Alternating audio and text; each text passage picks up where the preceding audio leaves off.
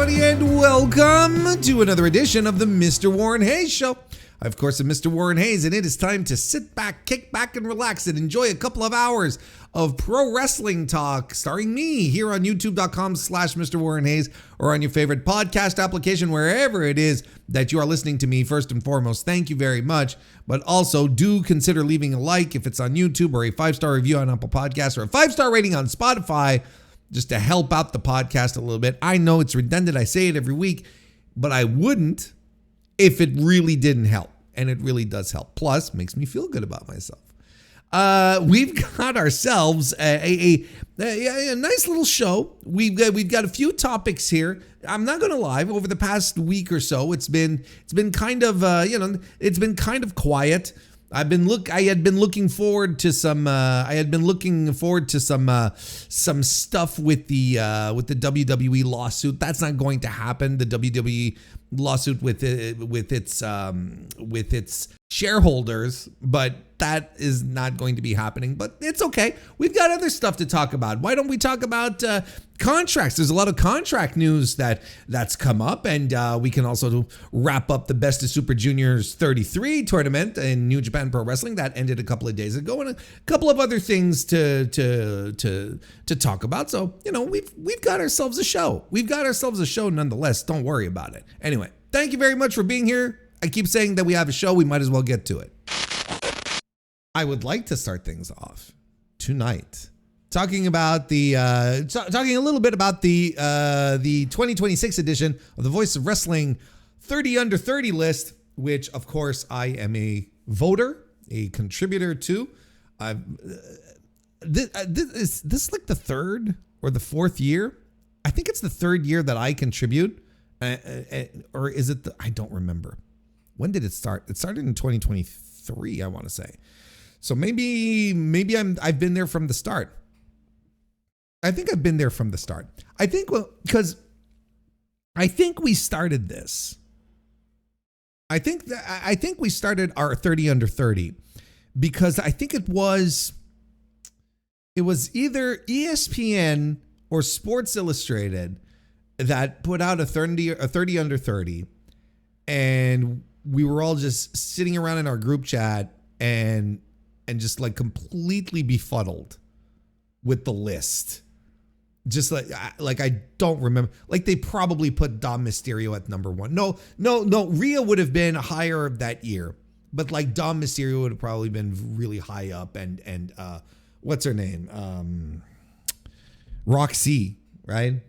She would have, she was on that, just like an excruciating bad list.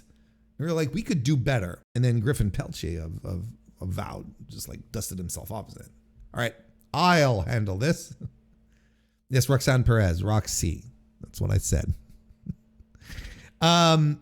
So we've been doing this since. So this really was an answer to one of these major outlets doing a WWE heavy, completely uninspired 30 Under 30 list that, had its token, had a token luchador in there, had Mascara Dorada in there as a token luchador, and that was pretty much it, right?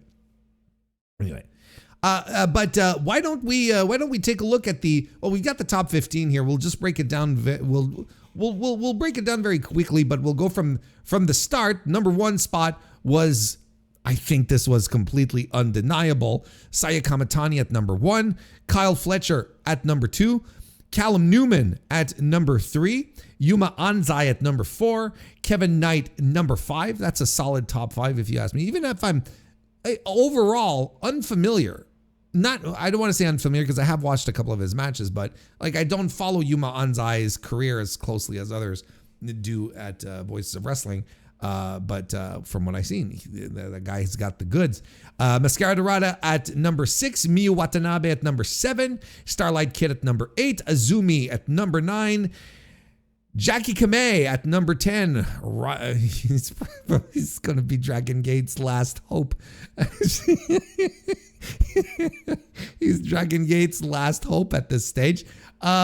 He's at number 10 in the, if we want to push on to 15, Senka Akatsuki is at number 11, Yuto Ice at number 12, Neon at number 13, Zandakan Jr. 14, and Kosei Fujita at 15. It's really a shame that we had to put in our votes before the Best of Super Juniors were done, because I would have ranked old Kosei higher than I did. That's for damn sure. So that's the top 15. Of course, you can go to the website and check it all. Yeah, we did start in 2023. So I was there, I guess. I was a part of the crew, so I was there when it all started. So there you go.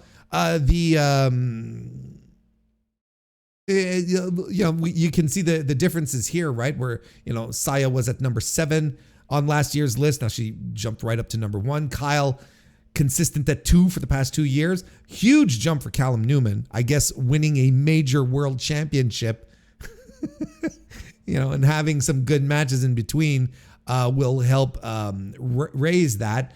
Yuma Anzai went up. Kevin Knight as well bounced up this year with him being featured and coming into his own. Mascara Dorada as well. Miyu Watanabe was not ranked last year. She was ranked in 2024 at 27. Now she's at number 7. Starlight Kid from 19 to 8. Azumi from 15 to 9. Jackie Kamei from 20 to 10. Lots of people taking up spots and jumping up hugely in the rankings. And you're probably sitting there going, but God damn, Warren. Those are a lot of, look at all these jumps, like who are the schmucks who are falling off? It's not as much schmucks falling off as people who were stalwarts of the list and who were in high places on the list just disappeared because they're 30 years old or older now. Well, mostly 30, right? Kenosuke Takeshita, MJF, Tony Storm, just off the top of my head. These are all people who are top players on the list. They're all gone. They're all gone just because they aged themselves out of the list. So opens up new spots for new 30 under 30 people, and you'll notice a lot of people who hadn't been ranked before. I mean, we're going maybe a little far here, because we're going quite far here. But a lot of people, a lot of people on this list who weren't ranked previously. So that's kind of part of it, right? But there's also people on this list, or at least who are still under 30, who just haven't been doing much, right? And haven't had particularly notable years, haven't done anything interesting. One of the main critiques that the list got this year is that it is the top 30 is absolutely absent of WWE stars. Where is Rhea Ripley, for instance? Well, Rhea didn't have a particularly interesting year. I'm not saying that Rhea's been on this list since the beginning, right? Where is Rhea actually this year? Oops. Oh, she wasn't ranked last year. Isn't that interesting? But you see, she was 8th when we started, 15 2 years ago. She wasn't ranked last year. I didn't realize that. But she's still under 30. She's still okay. So it's like she just, like, what did Rhea Ripley do within the past year that was of any interest? Same goes with a guy like Daniel Garcia, who was also someone that a lot of us were into. There we go. Dude, he cracked the top 10 2 years ago. Completely absent. I mean, they're not doing anything with him either, right? He's just a guy. Wheeler Yuta does the same thing. Nothing going on with them. Just nothing going on. So, Braun Breaker is kind of the same thing. He was injured for a substantial part of the year. Apparently he might be injured again, or there was an injury scare at the very least. So we're, there's just people this year that normally you'd be like, yeah, this person absolutely would be a shoo-in, and there's some good buzz, and their work was solid, and they were doing some interesting things, but then nothing really happened.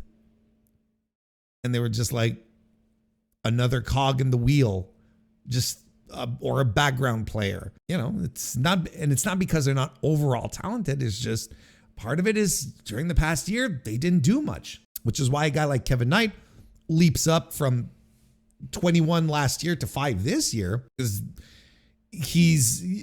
he's getting a push. He's the recipient of a push. They're trying him out. So far, it's been going quite well. His tag team with Speedball has been tremendous. Like, his decision to go in AEW was probably the best career decision he could have done. Just absolutely spectacular stuff, right? So,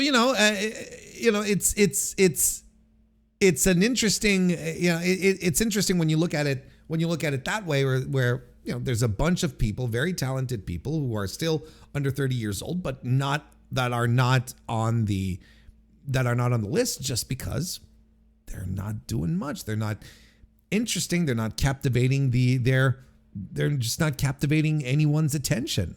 And look, I mean, then at the same time, you see the other side of it. Gabe Kidd was number 1 last year.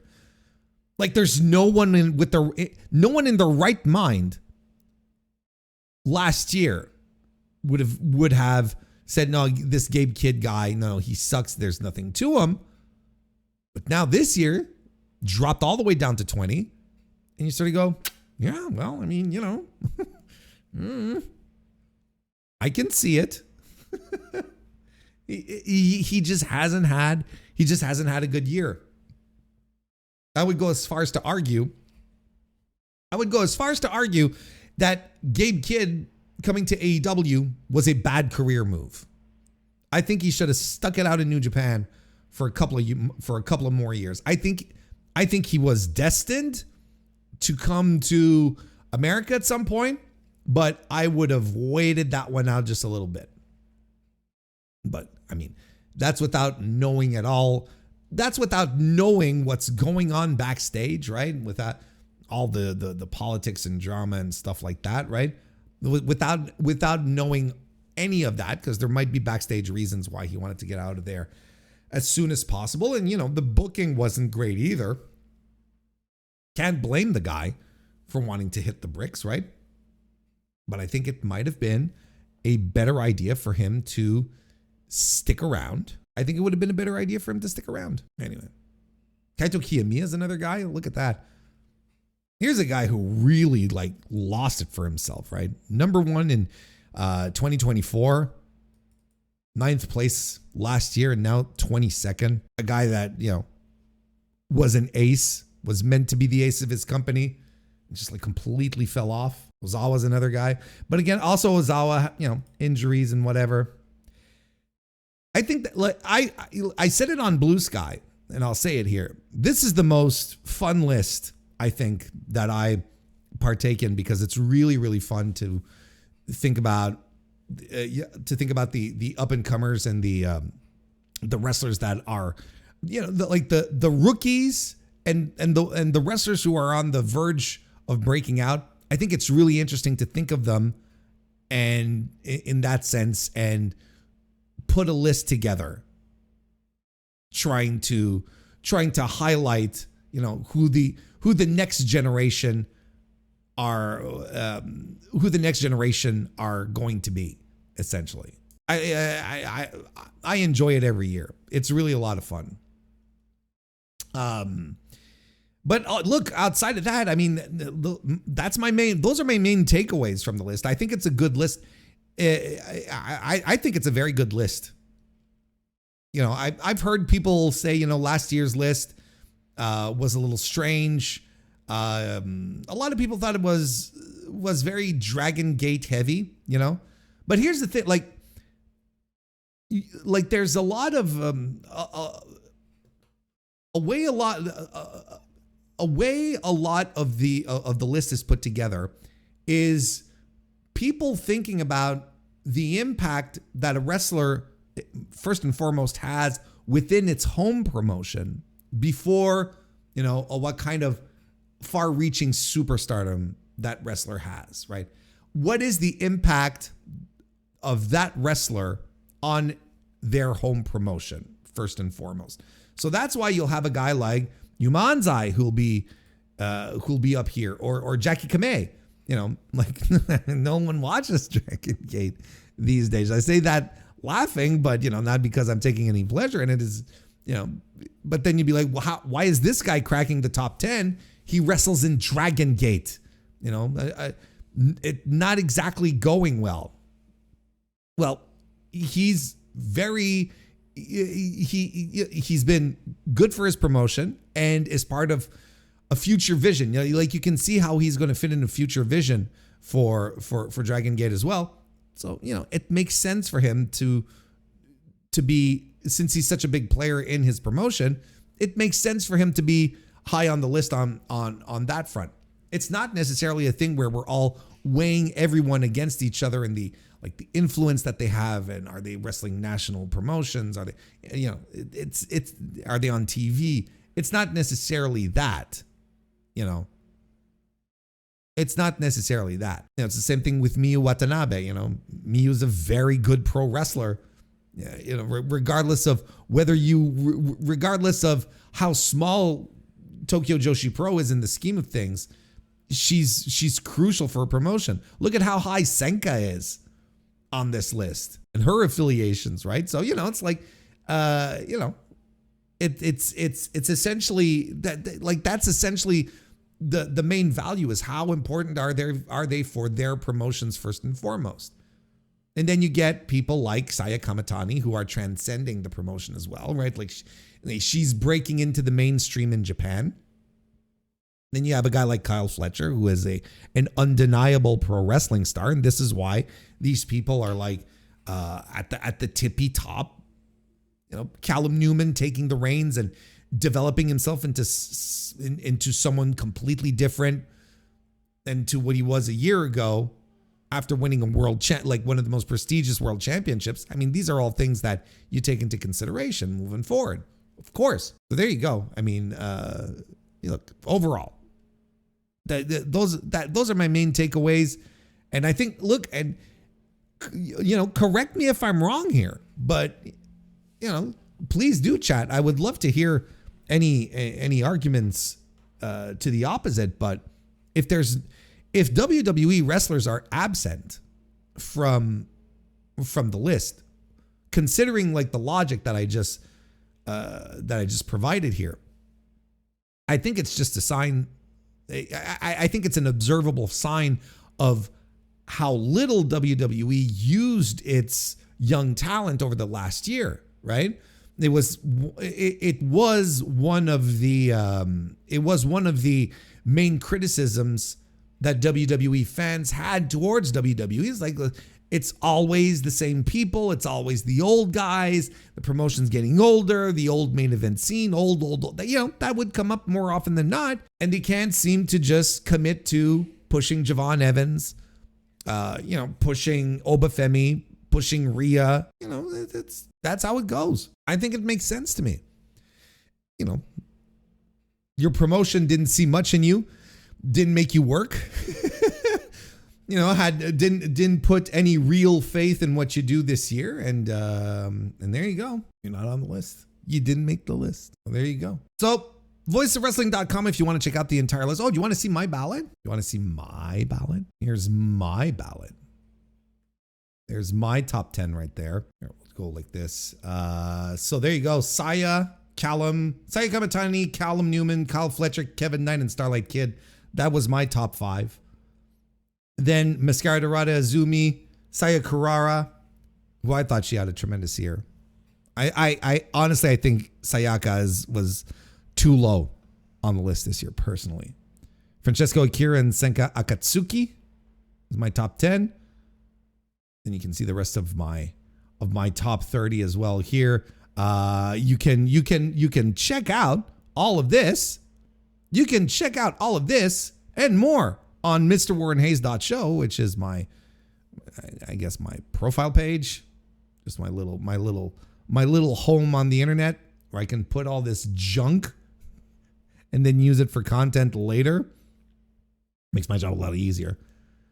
So there you go. So that's so that was my ballot right there for the VOW 30 under 30 this year. So voila. Shun Skywalker has announced that he's going to be leaving Dragon Gate. We'll read the article off of the Post Wrestling. And it's Jason who wrote it. And honestly, like, it's kind of embarrassing because I always ask Jason, how do you pronounce your name? And he keeps telling me. But hang on, he told me one time.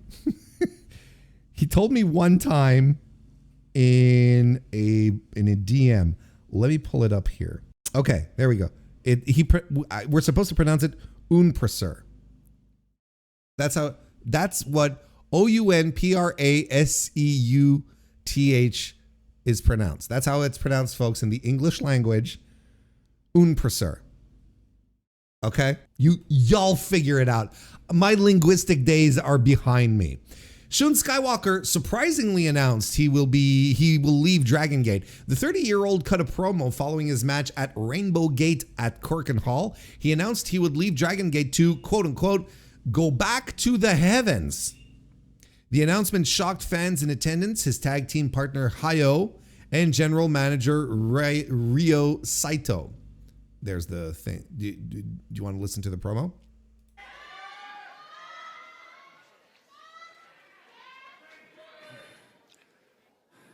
Well, start, brother.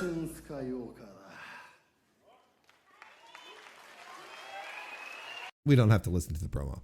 Skywalker has previously teased leaving the promotion in character, but Dragon Gate English commentator Jay posted on social media that the promo was not part of an angle, with hopes of his last matches to be in his hometown and at Kobe World. It is unclear if the final night of Rainbow Gate at Korakuen Hall will actually be Skywalker's last date with the promotion.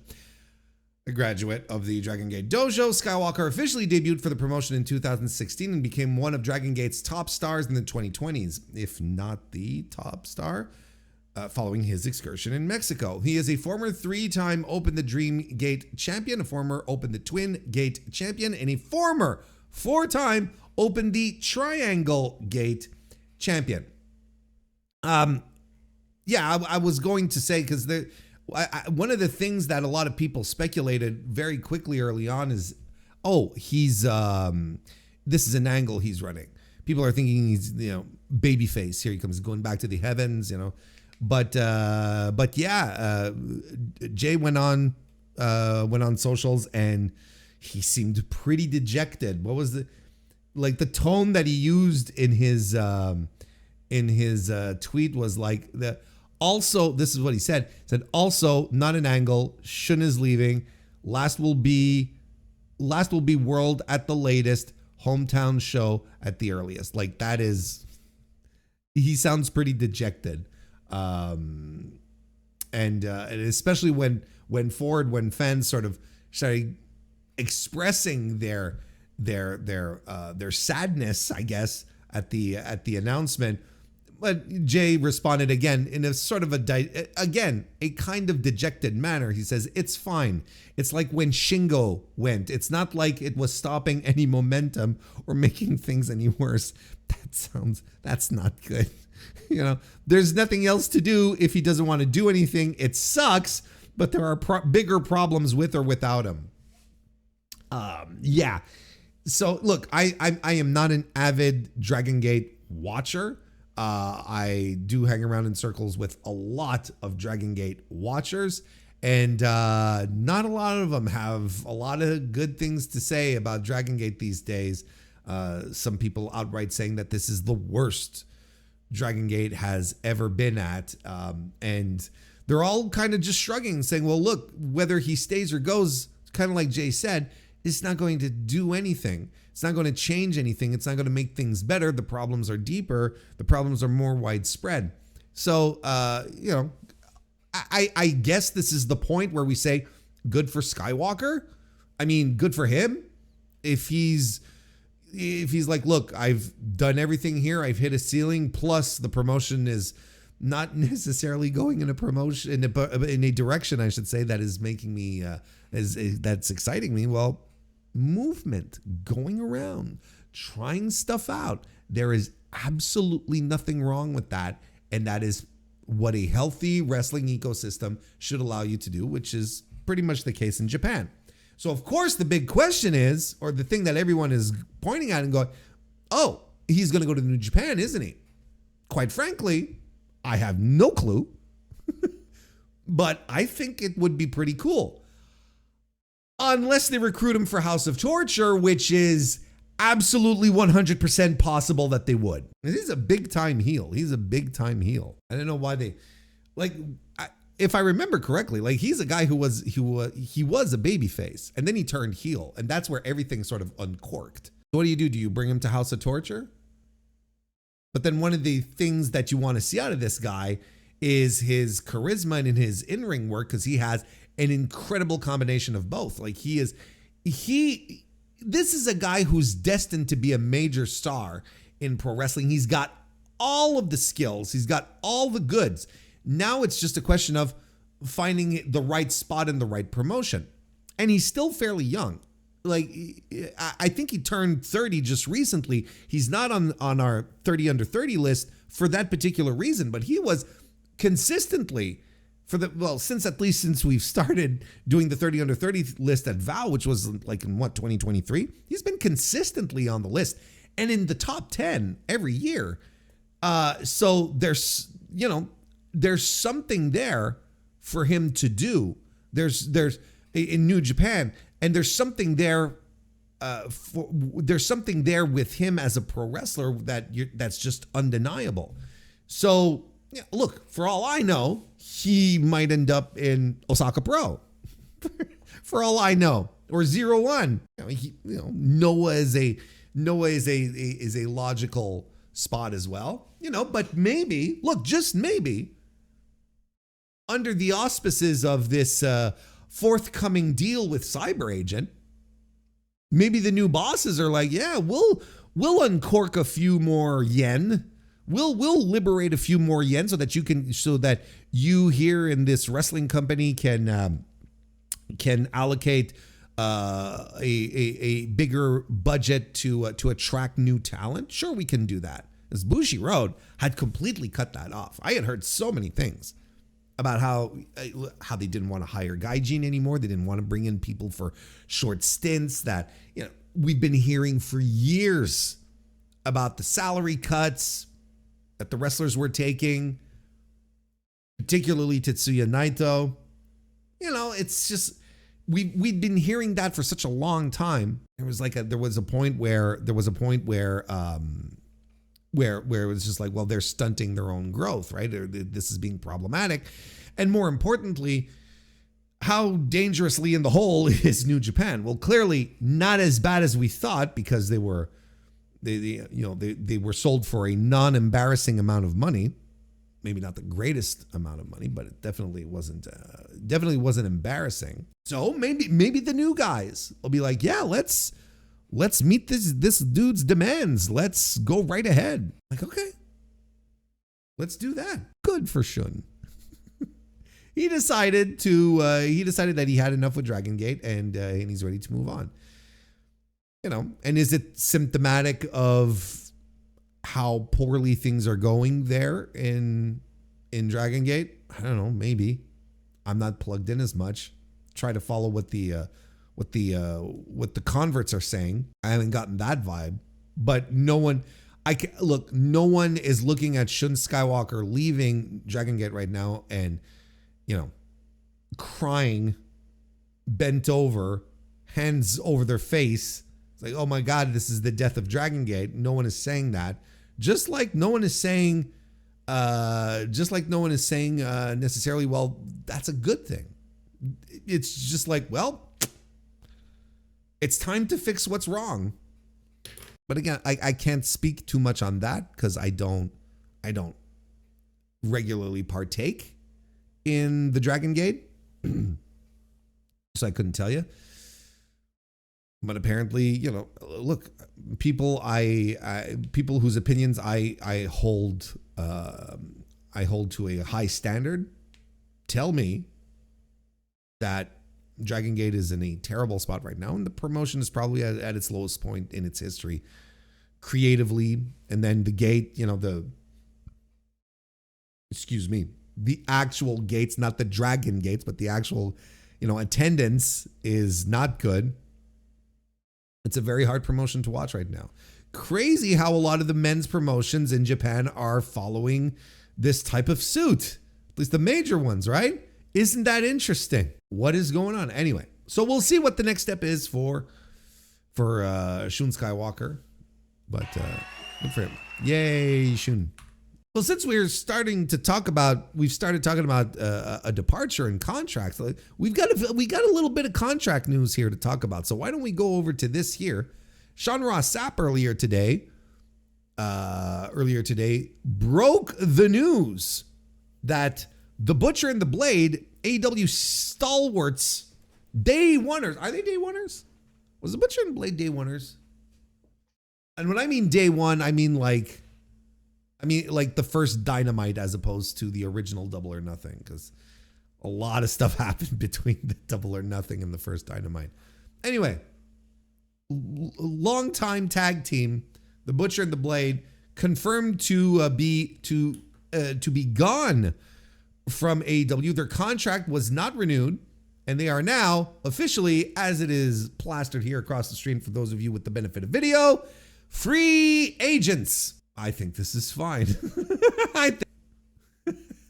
I will find something else to say though. You know, we've reached a point in AEW's history where there's people who just no longer mesh there, that seem a little awkward into how AEW has developed, if any of this makes sense. You know, I feel that there's a lot of the day oneers, when they come out when they came out in 2025 and 2026, they feel a little out of place. They're like, oh,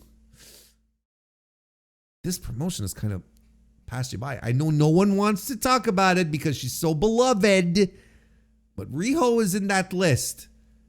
She comes out and you're like, holy cow. Like, that's just the thing, right? There's some acts that just pass you by. It's just as simple as that. I think the Dark Order are in that spot as well. They're like, they show up on TV and you're like, you guys don't exactly fit in here anymore, type of thing. And that's normal. Look, that's normal. I'm not saying this because they were terrible or that they didn't play a part in that era. That's normal. Things change, things evolve, and you either keep up or, you get thrown to the wayside. And sometimes it's not just a question of keeping up. Are you being booked? Are people following you? Are you being booked? Are you being featured on television or whatnot?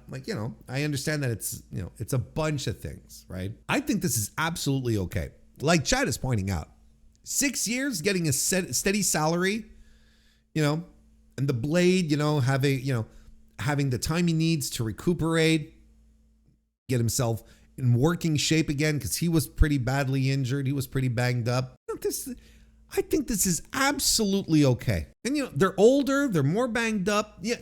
And again, let's be real here. It wasn't exactly Bobby Eaton and Dennis Condrey here either. You know what I mean? There wasn't exactly Brett and Neidhart. Well, maybe two Neidharts. No, that's going a little too far. But you know what I mean? Like, they weren't exactly a tag team that was bringing down the house every time they came out. They had an incredible look, and Butcher Andy was, he commanded a phenomenal presence because he just came across as a huge dude amongst all of these smaller guys all around him, So, that's essentially the thing. That's, decent workers, don't get me wrong. I'm not saying they suck, but it's, we're not losing the Bucks here. We're not losing the young Bucks. This is absolutely okay. And it's good for what is the better thing to do here? Just hang on to them and keep them in limbo, or let them go off and do something else. And what a lot of people fail to grasp also is that you can circle back around to a promotion at some point. They can just come back around. And maybe it's like in a couple of years, you're like, hey, you guys want back in? Get an offer back. It's very normal. It's very fucking normal. I don't have a problem with this in the least. Because they had very good jobs. They had very good jobs till the very end. They really did. So good for them. Good for them on that front. They've been working for a major company all that time. Could they have been used better? I don't know. I guess now we get into what ifs and scenarios and whatnot, which I'm not getting into. There's no real point. I think they're better. See, this is the movement thing. I feel like sometimes people still act like there's only one promotion out there, and then, oh my God, they lost their job, and all the doors have suddenly closed. There's different places now to go make a decent amount of money if they want. We wish them the best, and if they ever circle back to AEW, that's the thing. If they ever come back to AEW, we're like, hey, it's the Butcher and the Blade. These guys are pretty rad. I won't be upset if they come back. Won't bother me none.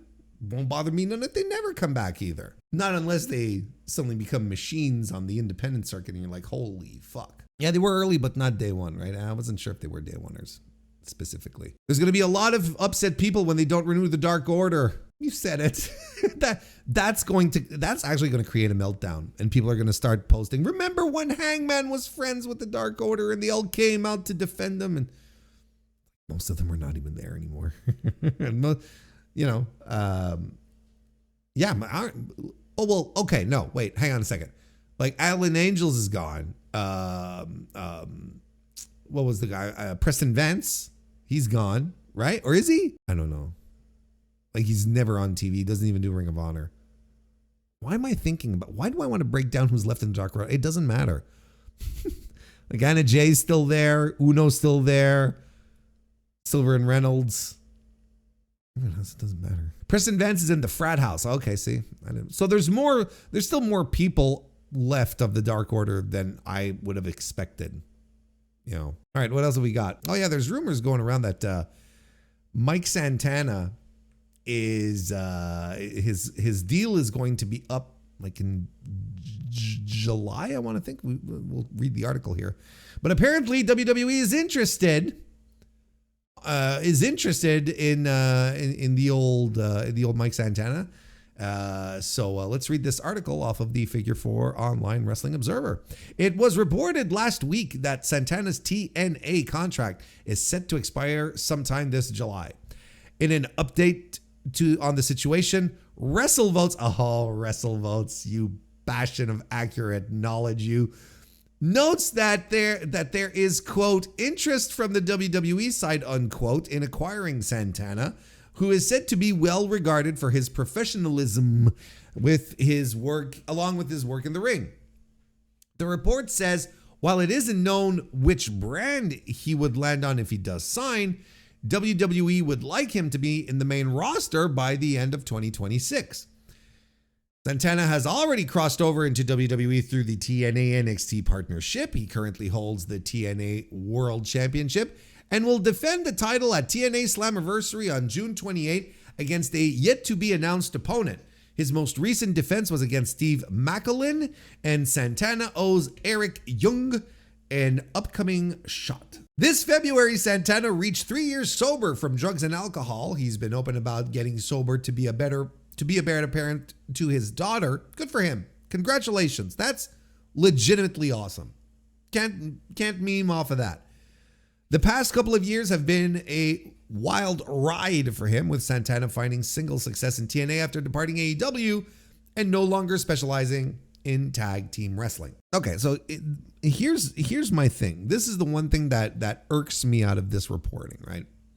Is that, WrestleVote says that there's interest from the WWE side, saying that he is, who is said to be well regarded for his professionalism along with his work in the ring. This is WWE that's saying, talking about his level of professionalism, right? But I thought TNA was its own promotion. It's its own thing. What is TNA sending scouting reports to WWE and saying, yeah, no, he's very, very professional? Is that what we're doing here? Is this just continuing to reaffirm and establish that TNA is just a feeder system for WWE and just sending like development reports? Because that's what it sounds like to me, folks. That's what it sounds like to me. And what is interest, right? What is interest? You can be interested in a bunch of things and never act on it. You know, I'd be interested in purchasing a Porsche. I'd be very interested in purchasing an Aston Martin vehicle. But I'm not going to do that. But I'm interested. But I'm not going to buy one. But I'm interested. Regardless, look, outside of WrestleVotes' constant vague and self-protecting language and reporting overall, right? You'll notice WrestleVotes always reports with vagaries and things that they can protect themselves if people ever come back and say, hey, you said Mike Santana was going to. No, I said there was interest. You know, it's like all of this, none of this, I should say, would have happened to him being coveted or having some interest by WWE if he hadn't decided to take a chance on himself and bet on himself. And it's going to pay off in the best possible way. He's probably, there's a very high likelihood at this stage where he's going to end up on WWE television and he's going to get like the biggest exposure that he's ever had. And he'll probably get the biggest monetary contract he's ever had, I would assume. I mean, it's going to be, it's going to be hard work paying off. Like that's a true end goal for him. And that is a testament of how much he believed in himself and how much he worked for it. And again, these are things that you applaud. These are things that you're like, yeah, the end of the article is not wrong. This guy had been pigeoned into being a tag team specialist. Like that was his thing. But Santana was like, no, I've got the goods to be a single star. Well, there you go. Now, I don't think he's going to be a guy in WWE. I don't think he has any of the chops that they're looking for unless something clicks on main roster, something that none of us could have predicted, that none of us could have seen. He's a good little worker. He hits the working standard of WWE. But I unless he gets himself a yeet, I don't see him having a very high ceiling, which is fine. Again, he doesn't have necessarily to go there and become a world champion. He can go in there and he hits his level at intercontinental champion or whatever mid-card title of choice. There's like a dozen of those in WWE these days. So whatever he wants to do, he can just whatever he wants to do, whatever plans they have for him. I don't think it's going to go any higher than that. I legitimately think he'll be a solid mid-carder for them. He'll be a guy who at some point that will be on the chopping block and whatnot. And he might just turn into an incredible company man too. That just might be a thing where he's like, yeah, look, I've hit as high as I'm going to go here. He's not going to be a guy. He's not going to be he's not going to be in that class of Cody Rhodes and CM Punk and Roman Reigns. I just don't see it. I don't see it. Now you'll notice I'm not saying that he won't be world champion, because it could happen. Damian Priest is a former world champion in WWE, but he's not a guy. You see what I mean? So yeah, it's on that level of so he could absolutely 100% get in there, do his thing, and get a world championship. I don't think his ceiling is very high in WWE. And that's fine. That'll be okay. It'll depend on what his aspirations are. And I'm sure they're pretty high. And we'll see how things continue to advance for him in his career and whatnot. But I wish him nothing but the best. Honestly, the Mike Santana story, quite frankly, is fantastic. It's a legitimately great story. There's a lot of good out of that. So I'm very happy for him. If he gets called to WWE and he can cut some big checks and make some big money, that's the dream. Good for him. Props to Santana for leaving and betting on himself. I can't imagine WWE has any true interest in him. He's on the smaller side and doesn't have the charisma that leaps off the page. If he goes to WWE, he will be an NXT lifer. Well, they said there's, the Wrestle Votes said there was a main roster interest. They were interested in dropping him on the main roster. So, who knows, right? Whatever plans they might have, all these excellent plans that Paul Levesque come up. Have you noticed this week? I'm jumping into another tangent that wasn't just. Have you noticed over the past couple of days that we're hearing about wrestlers backstage are unhappy with their WrestleMania follow-up, or how there's no follow-up to the things they're doing? Like, I think LA Knight complained, Liv Morgan complained, Dominic Mysterio complained.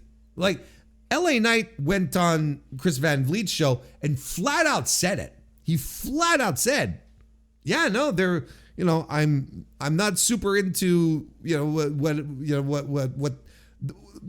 I'm not super into the non-plans that they have for me. And then you get the reports that Dominic and Liv are upset too, that they're not, they're upset, and they should. Haven't done jack with Liv, and they were supposed to do more with Dominic, but they put him in AAA instead. But hey, AAA is the hot promotion. I don't know why Dominic is upset if he's working AAA. AAA is a hot promotion right now, folks. That's the place you want to be. It's not TN what? No. No. The true number 2 company is AAA. Have you seen how much the Mexicans love that main event there? That was tremendous. I'm sure you're like, ooh, is Warren going to talk about it? No, Warren's not going to talk about it. Because I haven't watched the match. I probably will end up watching the match eventually, because I'm a completionist. Everyone's glazing it, and I'm convinced there's a lot of it that's exaggerated. But even people whose opinions I respect are like, no, this was very, very good. So I'm like, okay, I'm always into watching a good match, even if everything around it is dopey.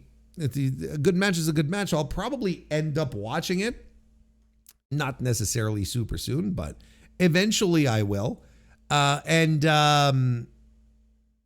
of course, the point of contention in regards to the El Grande Americano's main event, right, is that everyone is glazing it and saying how great it was, that it's a great story that was told, all accidental, by the way. It was all just like slapdash and hastily put together, just slapdash decisions that they just lucked into, quite frankly, but that's for another discussion.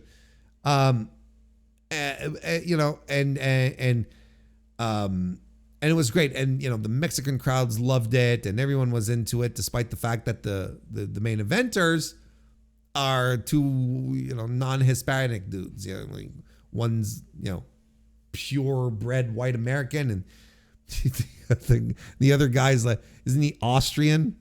He's Austrian or German. I can't remember. Bartel, Axel Dieter, German, right?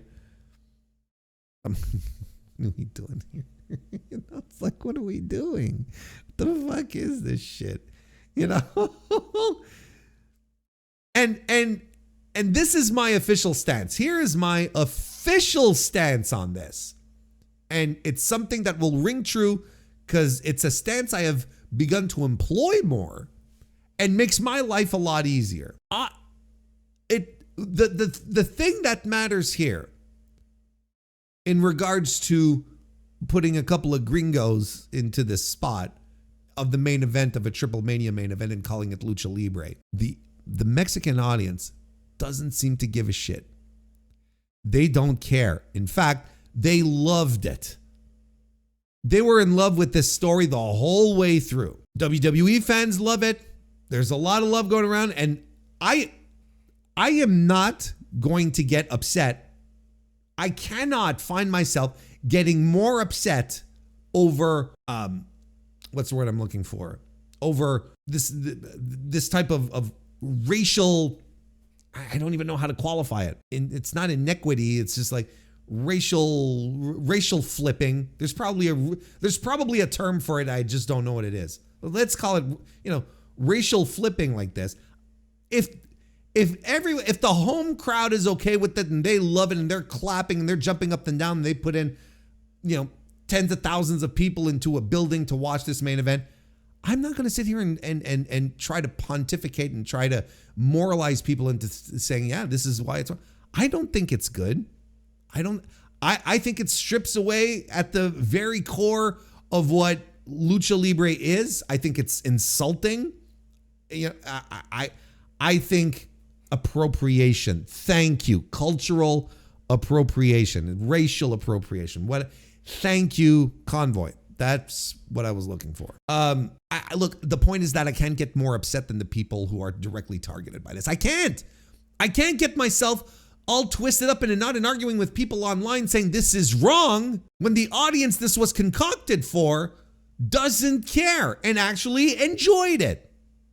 Now, as a wrestling fan, I can get upset that I can 100% get upset at the idea of the WWE-fication of Lucha Libre is here. It has begun. It's happening right now because the hottest angle in AAA, probably in Lucha Libre, was the Grande Americano stuff.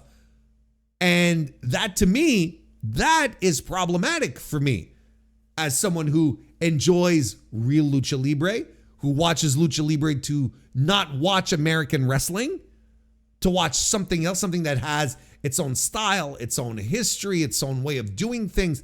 It bothers me. It bothers me because ultimately WWE just looks at this and says, why do we need Mexican talent to get things over? We just had Chad Gable work a huge main event for us. He was involved in a super hot angle, probably the biggest, hottest angle in all of WWE, not just AAA, in all of WWE. And it was Shorty G, folks. The point is that WWE right now are absolutely looking at this and they're like, why do we need the Mexican talent? We got all of this over without the Mexican talent. So we can use whoever we want. So we're going to start moving further and further away. We're going to start moving further and further away from using actual luchadors. And it's just going to be more and more WWE superstars that are going to be used. Because they're more over. They were more over. Look, we all pointed it out months ago. They had with the Dominic Mysterio, when he was doing a thing with Vikingo, Dom Mysterio was way more over than Vikingo ever was. And Vikingo's a homegrown star, and he's an international star, Juno, on top of that. He's an international star. He was coveted. Like, it's like, who cares at this point? WWE, I care. WWE doesn't, and the Mexican fans don't seem to care. So why would I care more than them? Who am I to come out here and moralize everyone here and say, this is wrong that they did it? You all know it is, but you're wasting breath because all of the principal parties don't care enough to spur any change.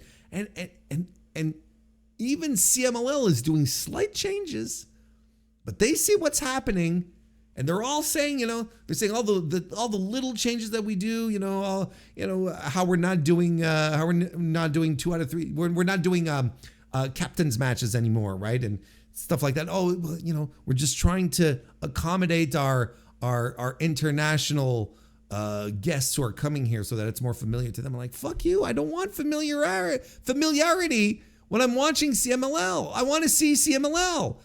I don't want to see like standard tag rules. I get that. I get that just about everywhere else. And we're seeing more and more of these subtle little changes. I don't think CMLL is going. Look, I'm not saying that suddenly they're going to start booking. That they're going to start booking 2 American guys in their main event week after week. That's not what I'm saying.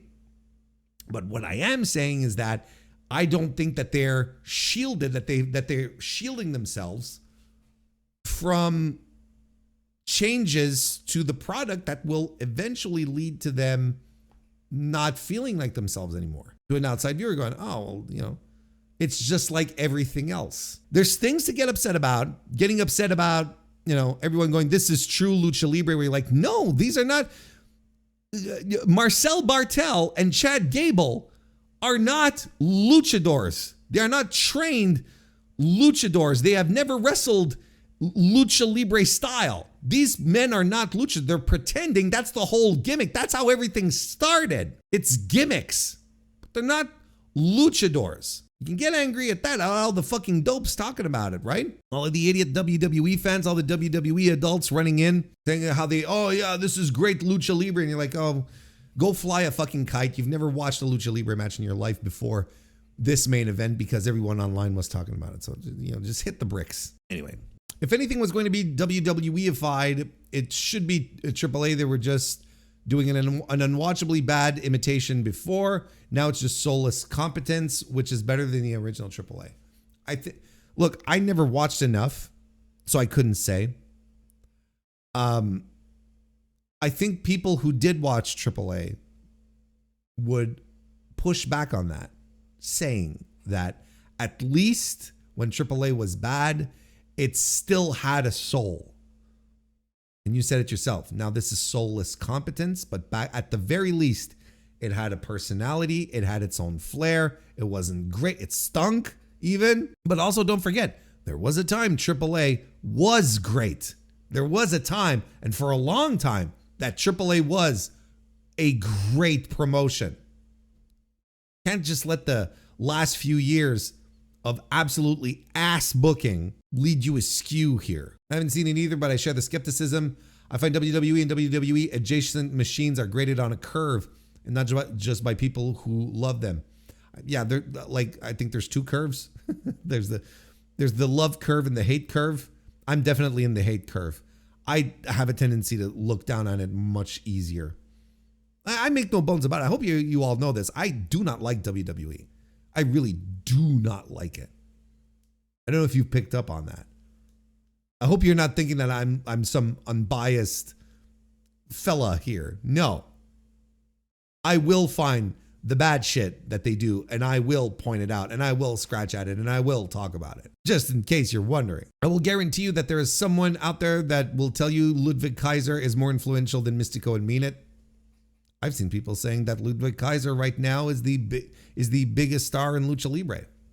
And here's the other thing too. The hype is out of control. But of course we had to expect that because WWE fans who dislike pro wrestling get a whiff of some good pro wrestling and now it becomes the greatest thing ever, right? So the hype is absolutely out of control. Now what's going to happen, this is the Warren Hayes official prediction, despite the fact that I don't watch AAA, so I couldn't tell you, but the follow-up is going to stink and they are going to drop the ball. And they don't even have fucking plans for the people on their main shows in the United States. Are you going to make me believe that they have plans set up for the follow-up to this with Marcel Bartel and, all of the joyous company, all of the good little fellas that go around with him in this group?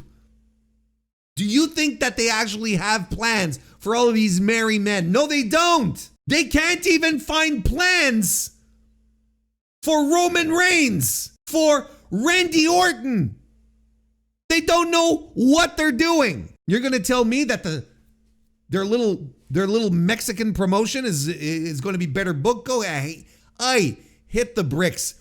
They struck gold on this. They struck gold. But the tactic was not, pulling out your surveyor maps and looking at the flow of the river, seeing how things go downstream and where the pools of gold could be, and starting to dig at very specific places. No, their tactic was WWE's tactic to strike gold is take your pickaxe and just punch in as many holes as possible, and eventually one is going to have the gold in it. Just dig through the earth at willy-nilly, and eventually we'll hit something.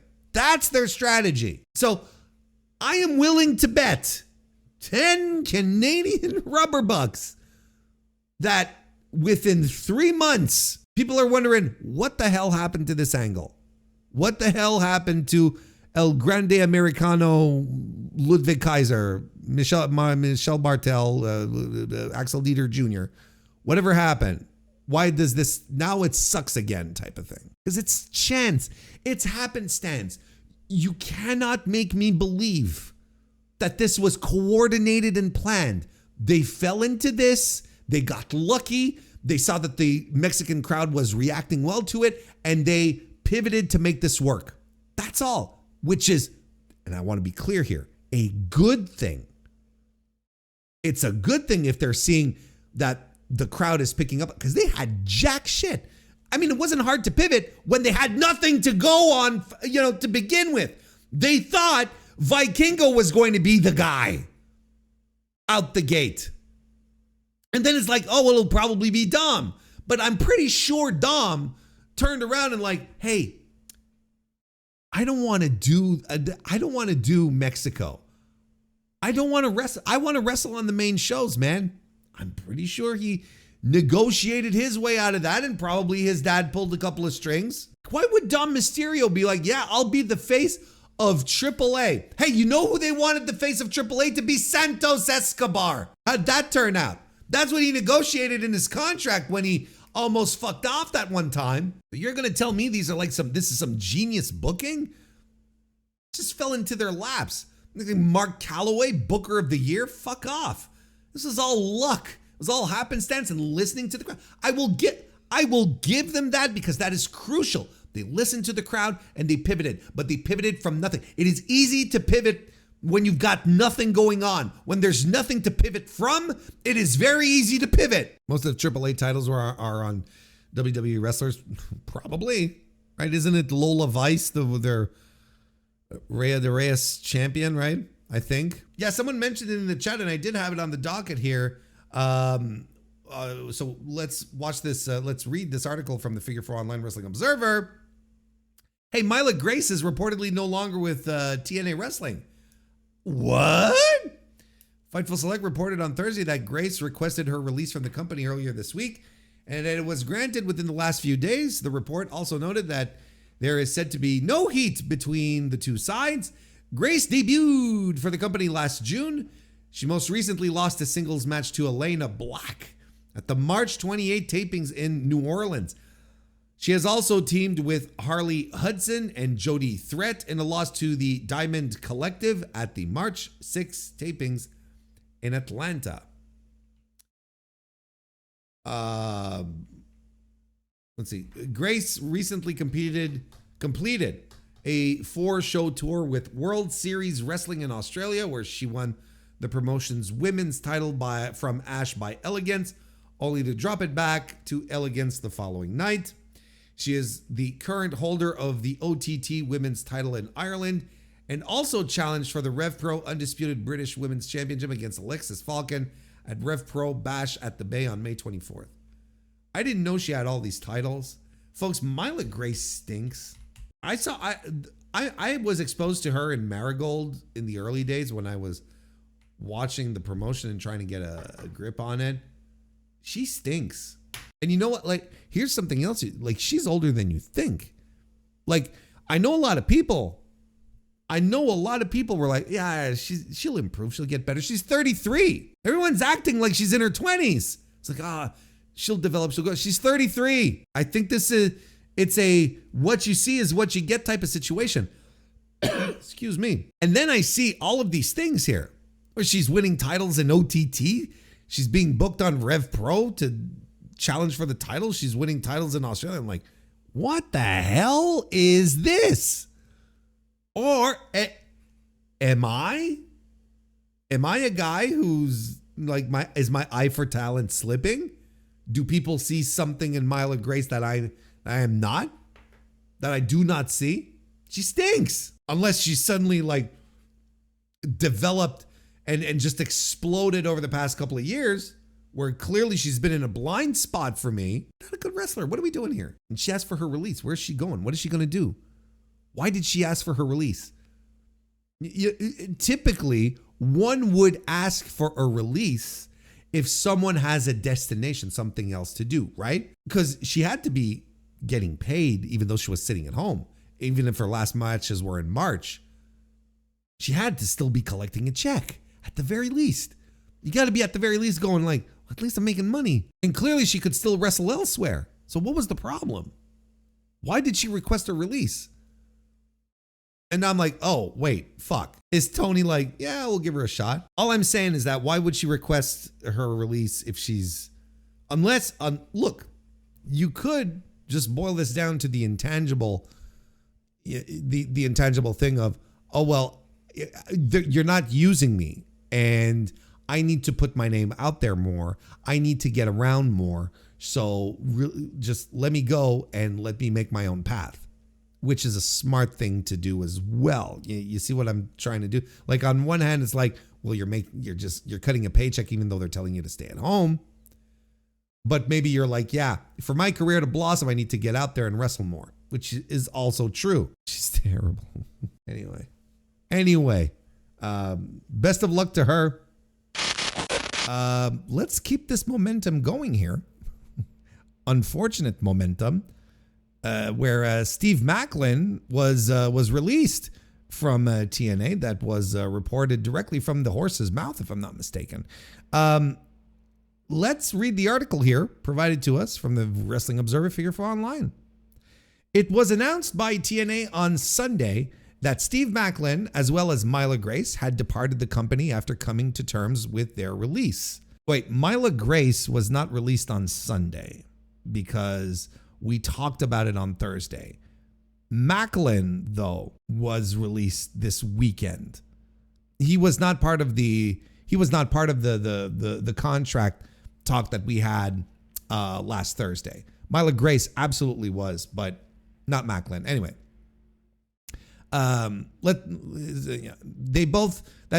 Maclin had departed the company after coming to terms with his release. However, Fightful Select reported that Maclin had preferred to keep his TNA release quiet, only for the company to issue a short press release confirming his departure. This comes from the Fightful report here. We're told Maclin had hoped to keep the word of the departure quiet, but TNA issued a press release announcing it. They rarely do that and didn't consult Myla Grace or Maclin ahead of the decision. Additionally, Fightful noted that Maclin had been someone who was outspoken publicly about the company's creative direction and didn't feel it had improved once the company moved to AMC earlier this year. Oh my God, the guy has a pair of eyes. The company's pay scale was also an issue internally, but the majority of TNA talent are no longer on full-time deals, even after the move to a new network. According to Fightful, both Maclin and Grace are expected to have interest from companies outside of TNA. Oh, you don't say.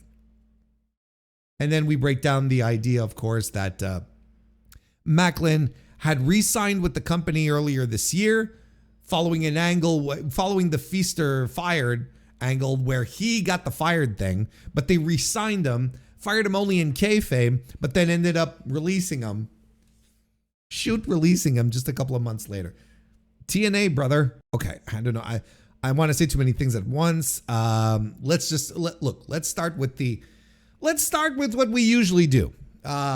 Steve Maclin, talented guy, a talented guy, but I don't know where he fits exactly. I don't know where he fits. I don't know if he's an AEW guy. I don't think he's a WWE guy. I think if he had been a WWE guy, they would have picked him up earlier than that. You know what I think he should do? This might be a little... I think he should head to Japan and work for Freedoms for a bit. Maclin's a fucking bleeder. I'm half joking. On one hand, I'm like, yeah, but some of Steve Maclin's most memorable matches is him just covered in carry amounts of blood all over him, right? It's just preposterous. Have him wrestle Jun Kasai. I'd watch it. Maclin's crazy. But, in all honesty, I honestly don't know where he lands. I think he's a good MLW fit. I even think he's a good NWA fit. And quite frankly, he will be better paid.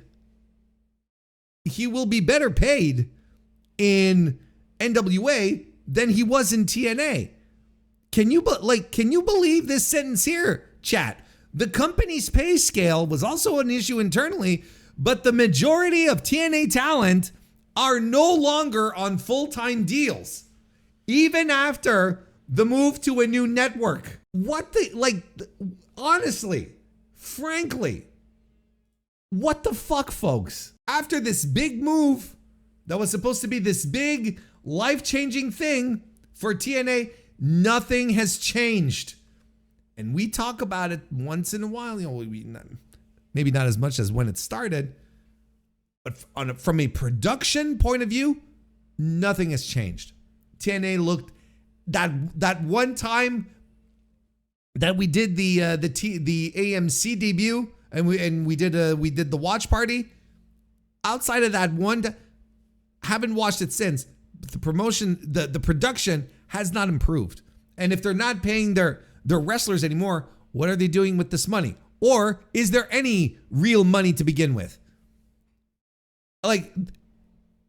It's a conversation we hadn't had for a while, but I think it is fairly clear that whatever deal they got with AMC, it is absolutely an ad split, which is fine. Don't get me wrong. AEW started with an ad split before Warner Bros. Went, oh no, there's a lot. Yeah, we're going to hang on to you guys. There's a lot of money to do with you guys. You guys are great. We're going to hang on to y'all. So there, starting with an ad split is not embarrassing, but the fact that they never mentioned it makes it look like they're embarrassed. They would have been much better off just saying, yeah, it's an ad split.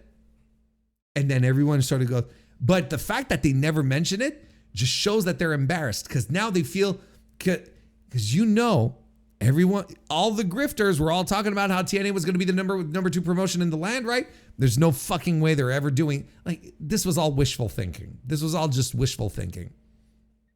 WWE has all but abandoned TNA at this point. They don't send anyone anymore. There's no more crossover. Once they start doing more crossover, it's going to be for another talent they want to poach from TNA. Right? They got the Jordan Grace. They got the say his name, man. Not Mark Henry, Joe Hendry. They got those two. And then when they're going to want Mike Santana, suddenly we're going to get some more crossover. But whatever money is being made, because unless this is a completely losing operation, which I'm starting to feel it is, there's got to be money being made somewhere in this deal. Who's pocketing the money? And if they're releasing people and keeping people on, that no longer having most of their wrestlers not even be on full-time contracts anymore, what does that tell you, chat? What does that tell you? Does that sound like a healthy company to you? Does that sound like a healthy promotion? No, that's a promotion that's scrambling for dollars. You know, like I said, I haven't watched a live TNA or even a taped one. I haven't watched anything like that in such a long time. I don't know what kind of ads they're getting. Are they getting any premium ads? Are they getting, you know, like beer ads? Probably not. Are they getting big fast food chains? Probably not. Are they getting, you know, the big luxury cars? Probably not. Or are they getting, you know, I don't know, Stacker 2? Is that what they're getting? Are they getting the Stacker 2 ads, the equivalent of the Stacker 2 ads in 2026? What would be the equivalent of Stacker 2 commercials in 2026?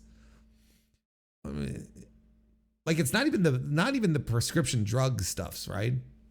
The prescription drugs commercials. Anyway, and those are the White Claw. I feel like White Claw would be a little more. Vapes. Now we're talking. No, there's some vape shops.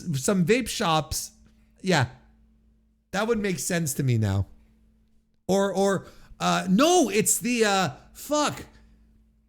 It's those testosterone pills that Doug Flutie, you know, pushes.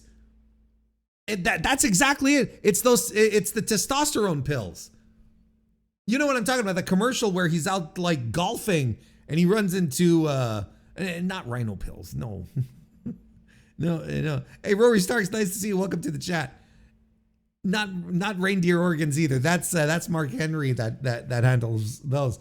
No. But have you never seen these commercials where you've got Doug Flutie and like a former NFL player, another former NFL player, and they're like hanging out on the golf course, and they're playing, they're playing golf, obviously, because they're on a golf course, and they run into this one guy, this doughy white guy, and he's like, man, I wish I could get my energy back and my hair loss and all of that, and then they start shilling. No one knows what I'm talking about. Does anyone tell me what I'm talking about? I am not low T. My T is fine. But my point is that that's the 2026 Stacker 2. I got to look this up. It's driving me bonkers. I cannot have. Okay, Doug Flutie testosterone ad seems to have some. Nugenics with Frank Thomas. Yes, someone said Frank Thomas in the chat. Someone said Frank Thomas in the chat. Look, we're gonna watch this. That sounded like a threat. that sounded like a threat. Can you believe this? Doug Flutie and Frank Thomas. Oh, see, I thought it was a doughy white guy. There's another commercial where it is actually a doughy white guy. Okay, there's a lot of these on Tubi. You see, that's it. Is this the kind of ad that's being broadcast on TNA? Because I feel like that's it. Now, if these are the types of ads that are being broadcast on TNA, and there's an ad split, well, neither side is making all that much cash. Guys look great. Once I turn 40, let me guess, less energy, less drive. Definitely. It's not your It's not your fault. It happens to everyone. It's your body, man. Every man. Testosterone levels drop as you age. Happen to you guys? Yep. So what? Happened to you guys? Yep. This commercial is so dopey. what did you do? We got Eugenics Total T. They get you. And they say it in chorus as if they had rehearsed it. Eugenics. That's the one I was thinking of. This is the Stacker 2 for 2026. But my favorite part, I don't know if in this commercial it has it, but in my favorite part, yes, this is absolutely Spike TV coded. Abso-fucking-lutely. And especially when the wife shows up, right? Because at some point,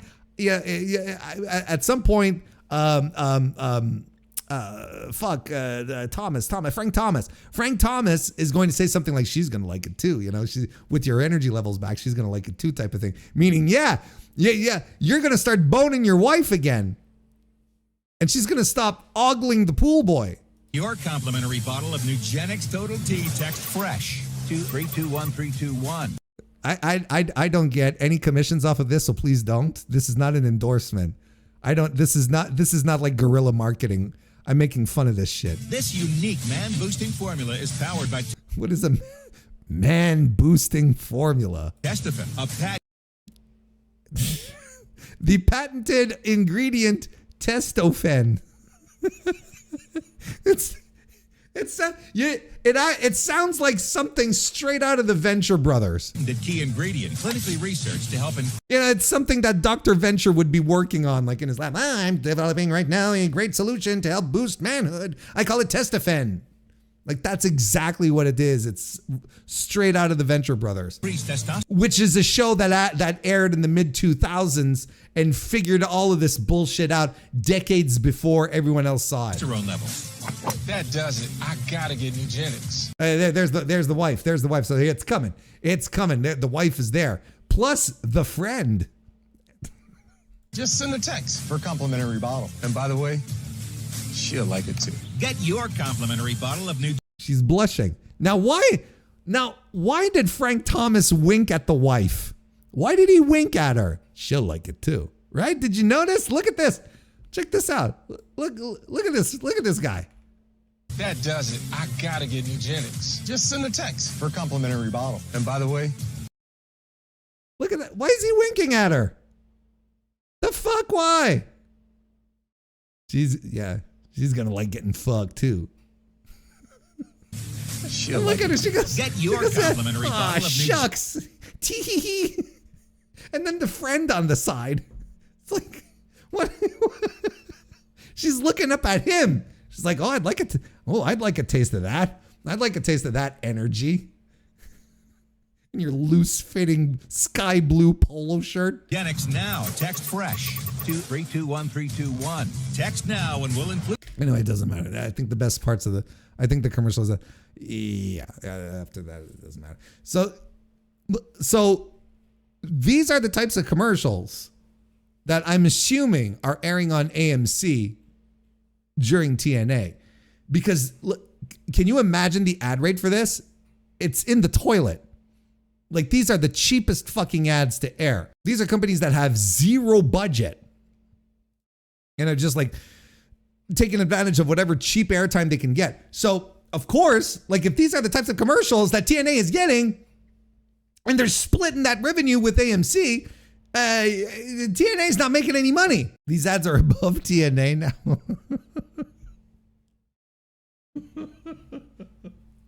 I'd be so pissed if I was trying to hit a bucket of balls and all the chaos was going on.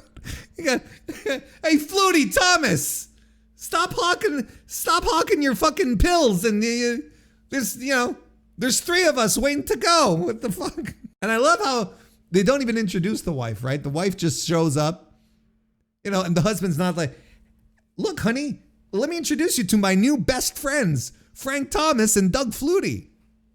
Like, nice. None of that, right? It's just like straight up. Anyway, moving on. The AMC stuff, right?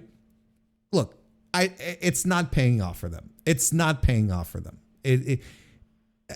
The company is not in a good spot, and that, I think this is what we said back in January, where it's like, look, we'll see what kind of moves they make. But it doesn't sound like they're in a sound spot moving forward, right? I still think Anthem is just begging WWE to buy them. Is just begging WWE, waiting with bated breath for WWE to sweep in and take TNA off their hands. I'm so sure. And so is Carlos. Carlos is just sitting there waiting for Nick to show up at his door, his shirt ripped open, his hair wavy in the wind, ready to sweep Carlos off his feet and put him on his white horse and ride into the moonlight together. That's what he's waiting for. A job. He's waiting for a job. He's waiting for a job in WWE. That's what he's doing. But like the state of it is the state is not good. The state of this company is not good. Look, Mike Gilbert of the Mike and JD show, friend of the show, by the way. He's a TNA Impact insider, and he tweeted out like something to the effect of, oh, well, people's problems aren't necessarily with Carlos. It's all with like middle management. That's the issue, right? He tweets that out, and then later on, quote tweets that tweet and says, well, I got a bunch of DMs correcting me. So I guess the problem is not Carlos. This fucking guy, Carlos Silva. I'm telling you, I never liked the guy. Never liked the guy, and clearly, neither did Maclin, who was very, very upfront about it. He's always been very upfront about how he feels in regards to his creative and whatnot. And look, you want to see? I think I put it here, right? Yes, I got it here. I don't know if you saw this clip here, but I'm gonna roll this for you.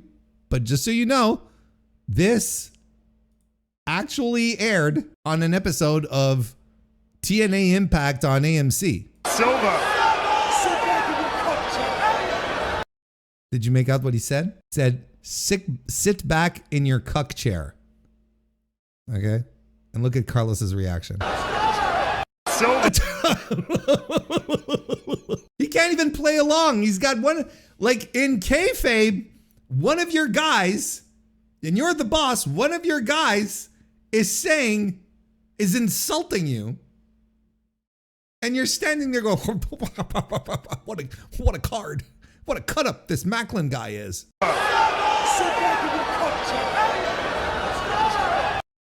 Fucking embarrassing. And here's the thing. It's like, I'm not even one of these people who thinks like being called a cuck is all that big of an insult. I don't give a shit.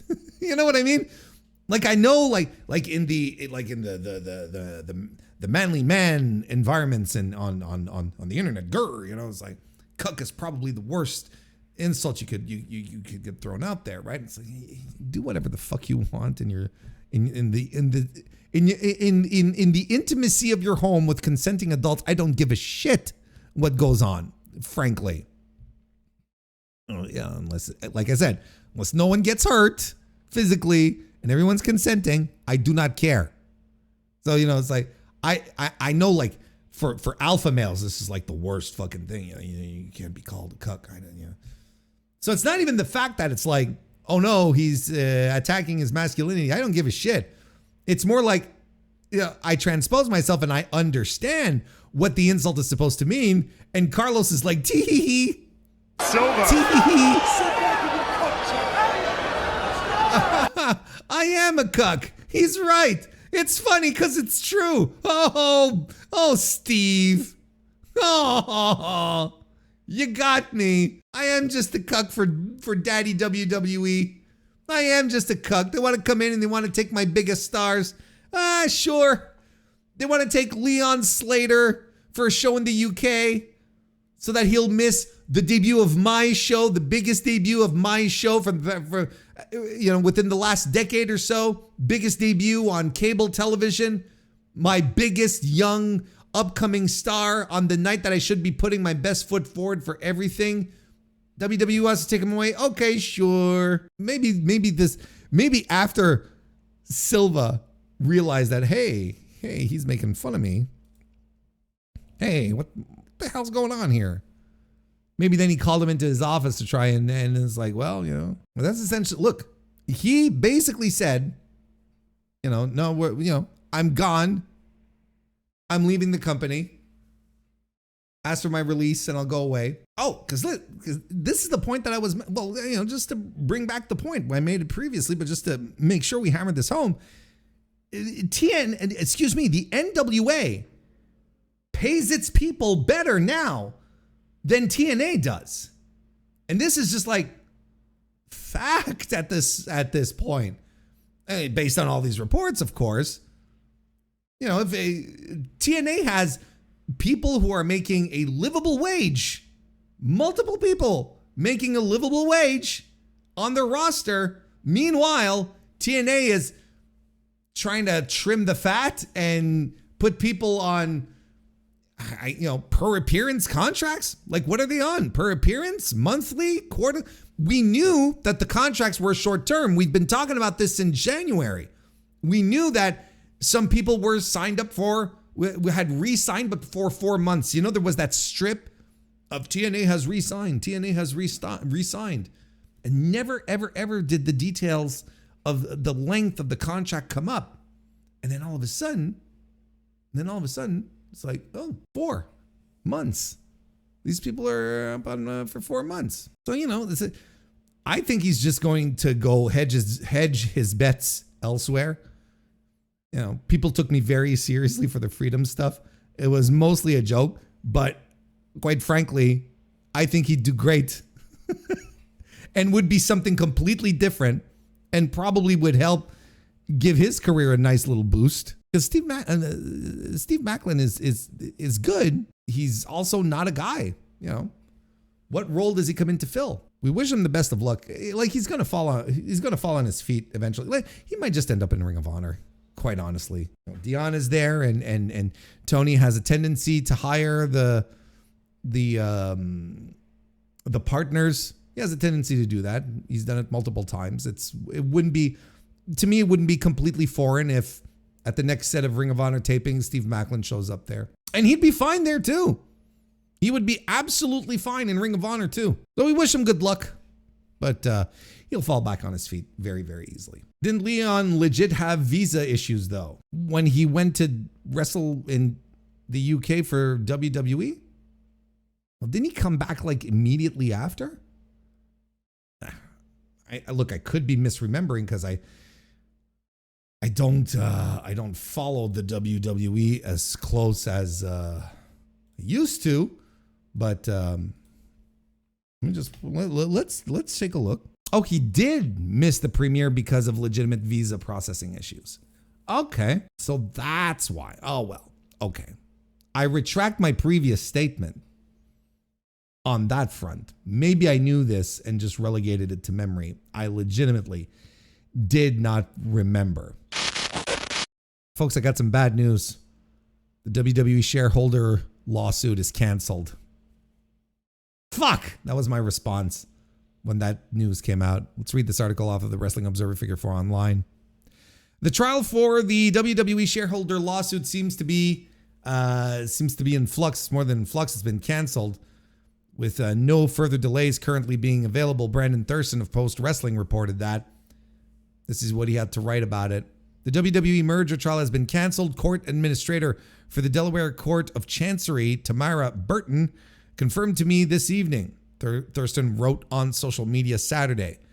We haven't confirmed whether a settlement has been agreed to or is being worked on. The trial was previously scheduled to start Monday, and I was so excited. You could tell last week when I was when I talked about it on the podcast. There was a little spark in my throat. You have a spark in your throat? There's a little magic in my throat. There was a little sparkle in my eye. There you go. I was excited for this. I was excited to have Vince McMahon up on the, providing testimony as to why he had destroyed documentation in regards to the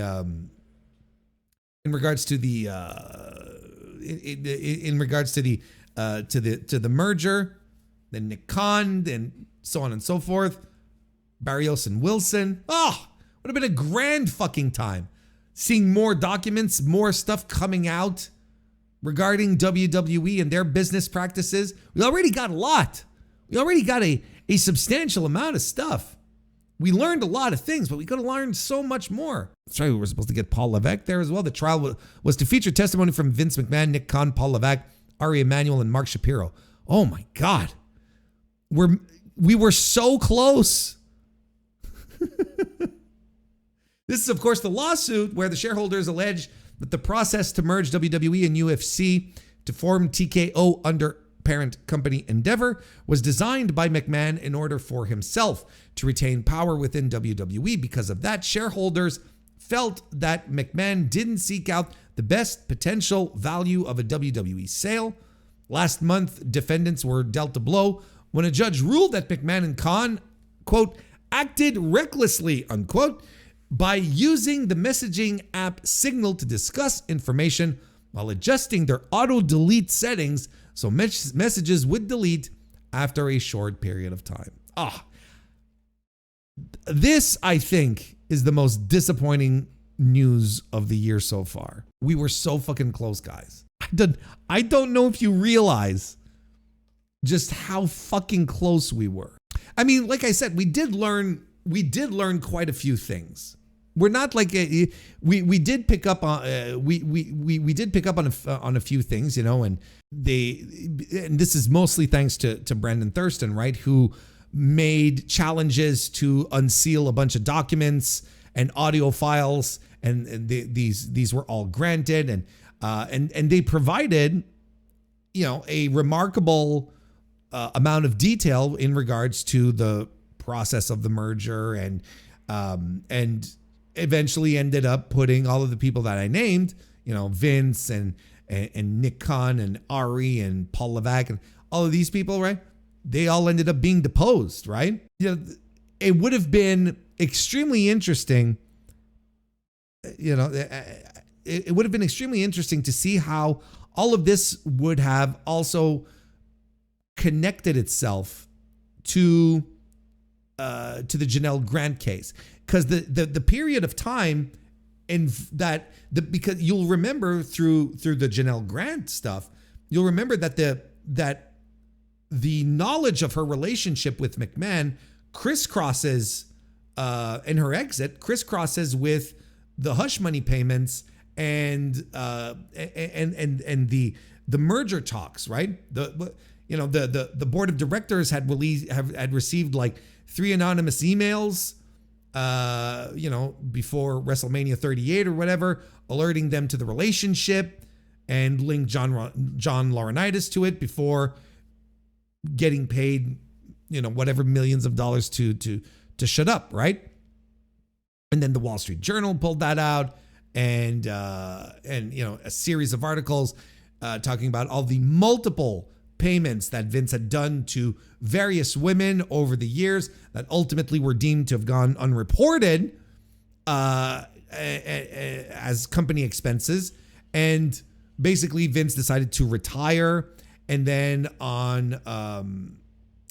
as he's retiring, well, then we found out through the event, through the discovery part here, or the documents that I should say, not the discovery, excuse me, wrong choice of words, but through the unsealed documents, we found out that McMahon was on the phone with Ari Emanuel after he had retired and said, okay, it's time for me to step away. And he met with Ari Emanuel on August 10 alongside Nick Khan and Stephanie McMahon. So, and then he orchestrated his return, and clearly Ari Emanuel facilitated that. And then in February 2023, since he figured that the NDA that he had with Grant was no longer required, he didn't pay the money he owed her. So, which was like $500,000 or something to that effect.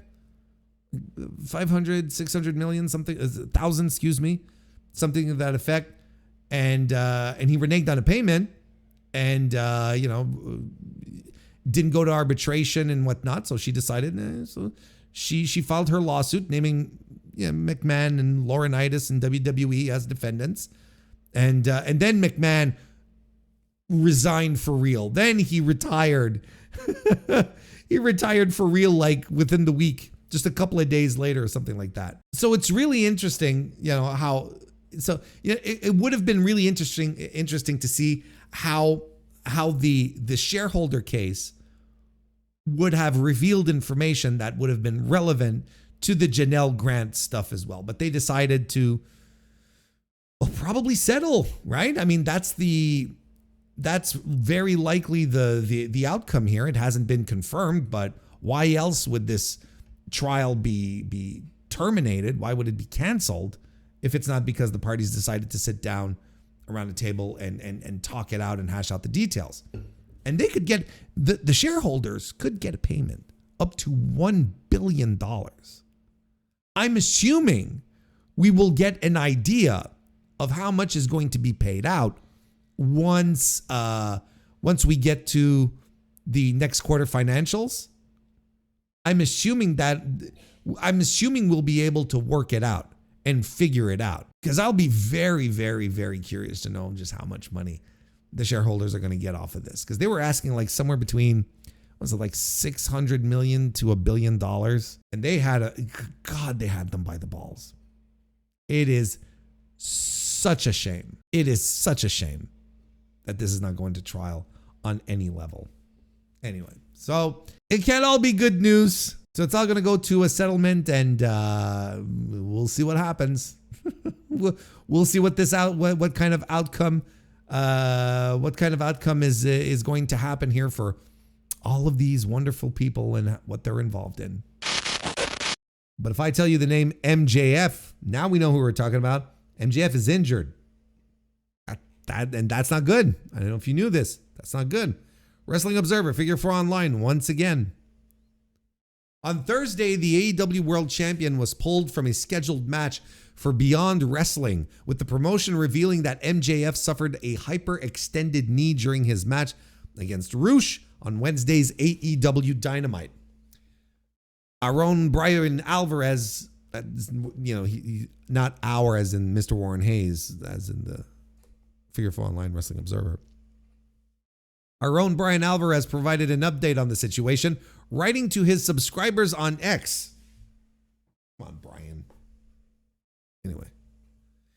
MJF injury is legit, but they're hoping it's not serious. That was the update. Beyond Wrestling has since announced that Leo Rush and Wheeler Yuta have been added to Friday's show in Cranston, Rhode Island. MJF had been scheduled to wrestle Bobby Orlando on the show in what he said would likely be his last indie date, booking for an extraordinarily long time. So Beyond wrote on Twitter, unfortunately, MJF hyperextended his knee during his match last night and is not medically cleared to travel or compete. He will not be in Cranston tomorrow night, but assured me he will wrestle for Beyond Wrestling as soon as his schedule allows. We wish him a speedy recovery. And so do I. So I think most of us do, because this sucks. It would be very, very inconvenient. It would be very, very inconvenient if MJF were lost at this period of the year. If he had to be taken off the road, no longer able to wrestle, that would be very, very inconvenient. And not necessarily because I think he has to hold the title to Wembley Stadium. Because I'll tell you what, boys and girls and everyone in between, I'm a firm believer now that the ticket moving main event is going to be Kenny Omega versus Will Ospreay, with Kenny having won the title off MJF at Redemption in Montreal, which I'm likely going to go to, but for which I haven't bought my tickets yet. That would be my guess, because I've talked about it a couple of times, but right now, I think the Wembley Stadium situation with the attendance requires that you go for a big time match that will get the passionate hardcores and will create the buzz to get people in there and ready to spend tons of money to get a ticket. Not that I don't think MJF versus Will would be a terrible match. In fact, I was looking forward to it. I still am, if that's still the plan. I'm not sitting here telling you that this is no longer the plan. but I'm very much into the idea of Will and MJF, but I'm wondering if in the back of, if I'm in Tony's shoes, which match do I fall back on to really stimulate sales for the Wembley show, which is selling fine. Don't get me wrong. We're doing 24,000 is what they were at, which is great. But this is Wembley Stadium, and you're kind of like, for Wembley Stadium, this is not a lot. It's still a tremendous gate, don't get me wrong. But, so which one is the big mover? Which is the match that is the big mover? And my gut would say Omega versus Will. And you can even hinge this a little bit if you want. You can hinge this on Kenny, not being as top notch as he used to be, not being as nimble or athletic or capable as he once was. Now coming in, and this is probably his last big defense. One last quick title run, losing to Will, putting him over big time, passing of the torch type of situation. I think there's more gravitas to Kenny getting a main event spot here. And like I said previously, contrary to what people may believe, Max is not an egomaniac, power hungry guy. He probably does just like every wrestler does. Goes backstage, and jockeys for position. That's part of the deal. Turns out he's very good at it, But I think this is a guy who's like, look, I've had my Wembley main event in front of 80,000 or whatever it was, 74,000, who cares? Tens and tens and tens of thousands of people. I've had that moment. I've main evented that show. Plus it was the first stadium show we've ever done, like big time stadium. Yes, Arthur Ashe. Okay. Crimea River. But so I can see him going, yeah, it's fine. I've got my moment. Let's give it to someone else.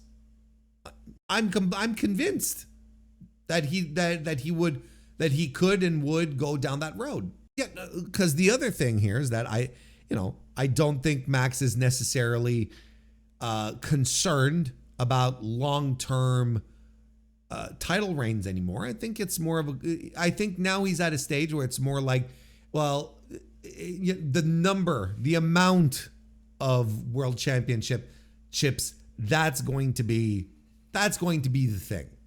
That I think is the thing that they're going to want to they're going to want to focus on, or at least Max will. And I love this main event scene in AEW. It feels dynamic and fresh. I talk about it enough on the Dynamite review. It feels dynamic and there's always something happening. The champion is always assailed by multiple sides, multiple people gunning for him at once, and I like it. And then the turnover is that the turnover is that we get a lot of turnover. The reigns are shorter because there's more people gunning for it, so it feels much more. The world title scene feels much more lively than sitting on a guy doing that. Everyone sitting back and just like going, oh, all right, here's this guy for another 6 months. I think things get stagnant. I think then it creates predictable booking. You really can't say that AEW hasn't been bold at the very least with its world title situation. You can't.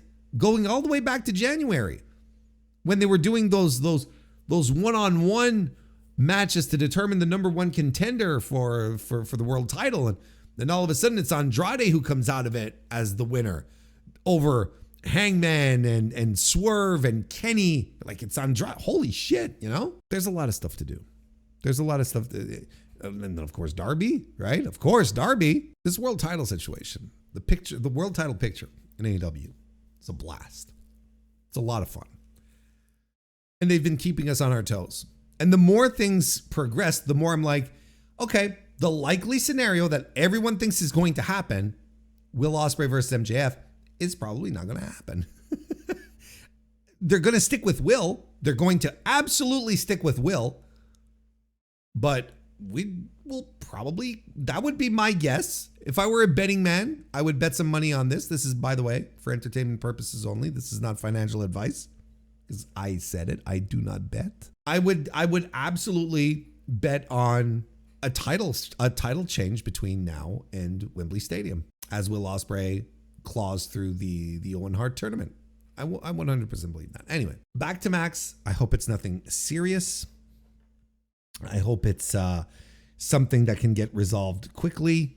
I think MJF is one of the driving forces of the success that AEW has had this year. I mean, you know, if you're into the ratings stuff, look at the bounce back of ratings from last week's Dynamite as he comes back as world champion.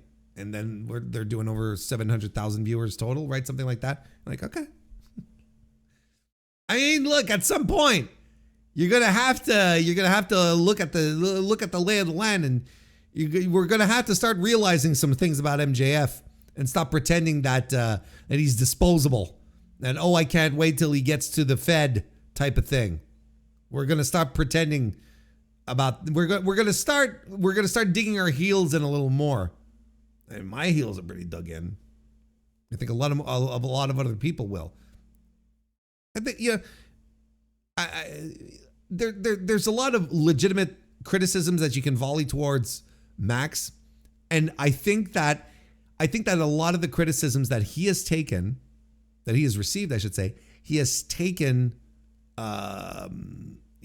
personally, but in a good sense, where he has listened to them and he has tried to adapt and take the criticisms and adapt them to his vision of the MJF performer / character, pro wrestler, whatever term you want to use. So, you know, he didn't like outright change his personality from top to bottom. You know, I for one still think the car crash promo that he cut about leaving the girl there bleed to death. No, change her. Put her, the girl was allegedly giving him a blowjob while he was speeding and putting her into the driver's seat. I love that kind of shit. Like, that's just like despicable, awful stuff. I kind of miss that sometimes, but he's been tremendous. He's been absolutely phenomenal. This year, impeccable, absolutely impeccable. So I don't know why anyone wants to rush this guy out of the company. Christ, he's 30. He is 30. He's legitimately only 30 years old, and he's a great pro wrestler, and he just might be one of the all-time greats. He's got all the tools, and he's got the push. He's got the star power. He has the tools. Now we're on a wait and see type of situation, and I got to tell you, I'm enjoying the sights as we go along. Anyway, there's no good. Hopefully Max gets better soon. Hopefully he gets better soon. Do the dub stands that want him to go to the Fed still exist anymore? This is where I think they are. Do you want to know where I think they are right now? I think they're in hiding. I think they're in hiding right now. They're just, they're lying in wait for Max to fuck up, to do something, because they know right now they've got nothing on him. They have nothing on him because he's objectively good. His promos are not their main criticisms. Oh, his promos are so long and run on, and I wish he got an editor. And look, I was a part of that crowd about the editor, right? Get yourself an editor, Max. I was proud of that. But that was one of their main criticisms. He's so edgy. He's edgy. Well, he's 2026 edgy. But then finally, he gets everything on track. He's hitting on all cylinders. His promos are tighter, more concise, but still have that MJF flair. He's laying off of the really edgy stuff The edgiest thing I've seen him do, probably you did as well, is when he was walking. He was in the arena amongst the crowd, and he was next to a more corpulent gentleman, and he flipped off one of his man boobs. Just went one like those. That's the edgiest thing I've seen him do. He's not throwing vodka onto children anymore, which is still objectively funny, especially when you say it like I just did. Like I say it, he's throwing vodka onto children. That was funny, and it is still funny. But you see, he's not doing any of that. And then on top of that, he's appearing on TV. He's wrestling. He's defending this title on television multiple times. He ran the indie circuit. He defended the AEW World Championship more times on the indies than Jack Perry did when he had the national title, whose idea is of who you're supposed to go defend on the indies. That's baked into the national title. It's a title that travels, and yet Max ended up defending the AEW World Championship on indie shows more than the indie traveling belt did. Champion, I should say, did. So everything. The plain, simple truth is that all of the MJF haters have nothing to latch on to. And when they do squeak out something, they get shut down. They're like, no, this is actually great. Shut up. The only thing, Max is a terrible worker, which has never been true. And he has only gotten better. Maxwell Jacob Friedman is one half of one of the greatest matches I've ever seen in my life, which was the bloodbath that he and Mystico had last year, last summer, right? If I'm not mistaken. Was it at the anniversary show? I don't quite remember. Anyway, I remember the match. That's going to stick with me. It's one of the greatest it's one of the greatest wrestling matches I've ever seen. He can do it all. So they're all in a little corner, and they're just waiting for him to say something that crosses a wire, that tips over a line, just tiptoes over a line. A little misogyny here. Max sucks. He's a terrible bro. What a guy. All he does is use the low-hanging fruit. Lose the low-hanging fruit. That's the only way he can get heat, because he can't get real heat. That's what they'll say. But they can't now. They really fucking can't. They can't. There's no all of those criticisms. Look, anyone still levying those criticisms at Max today doesn't watch the product. I can guarantee you. That's exactly what's going on.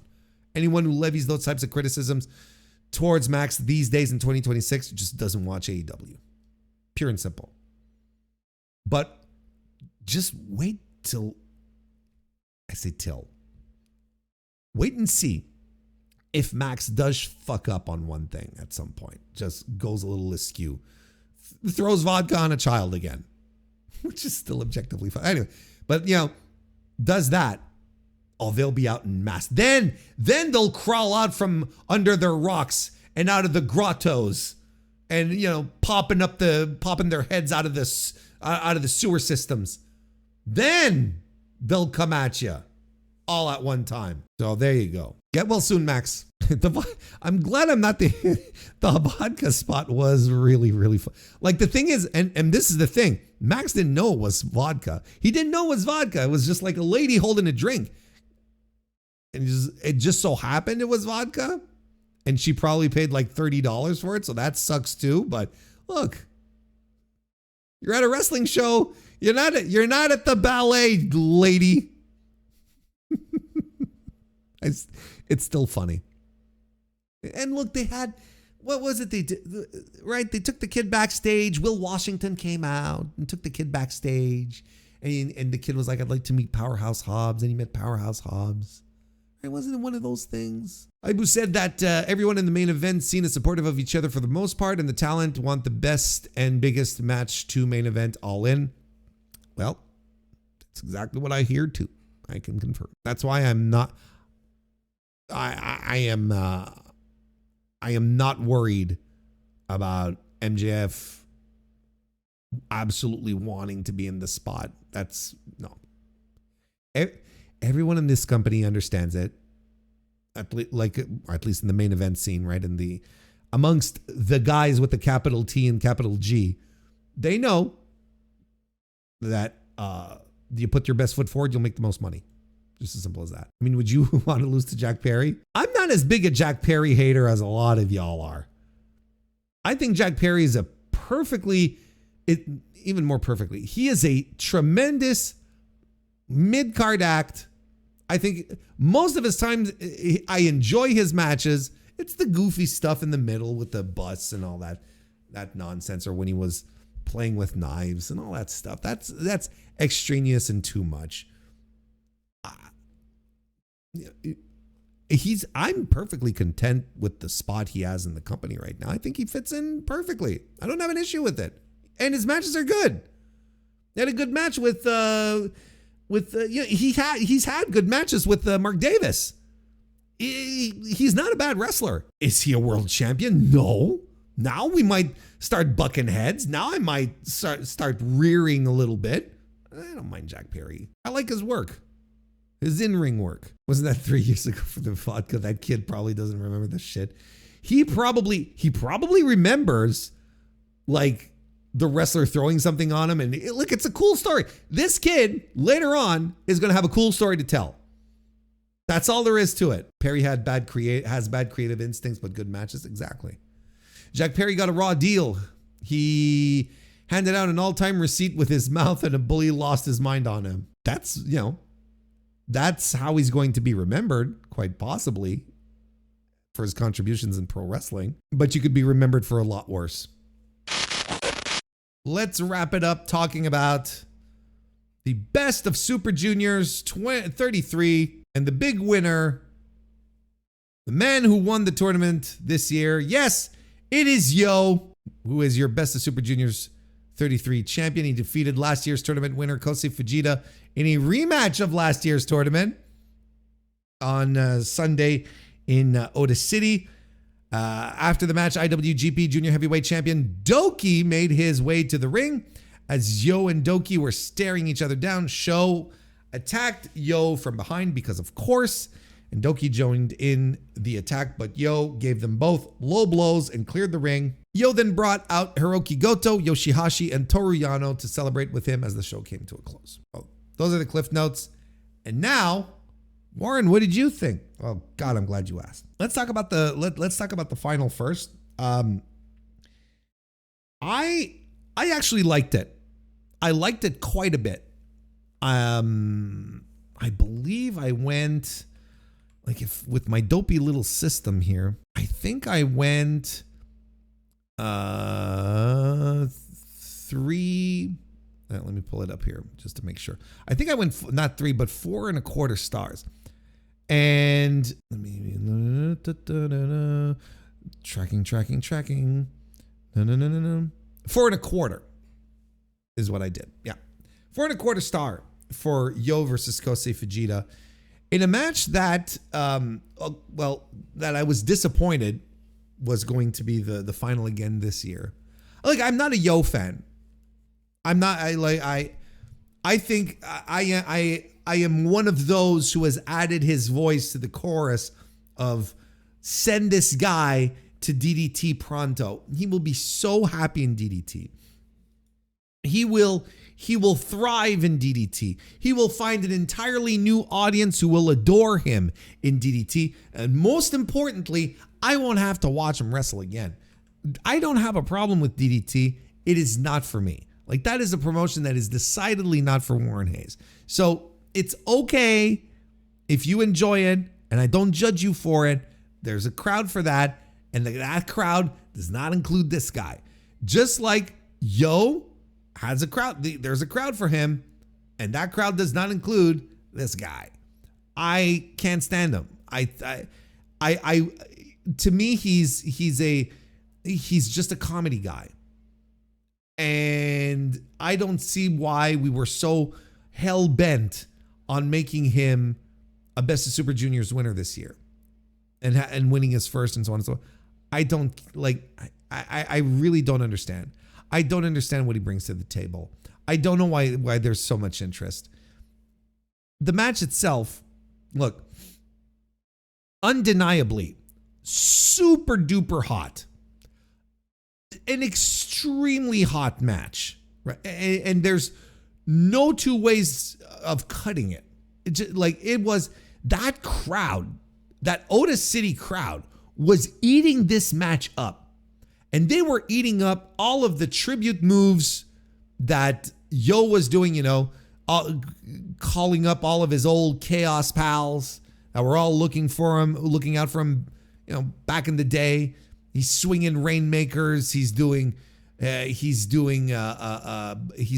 ayes. He's doing the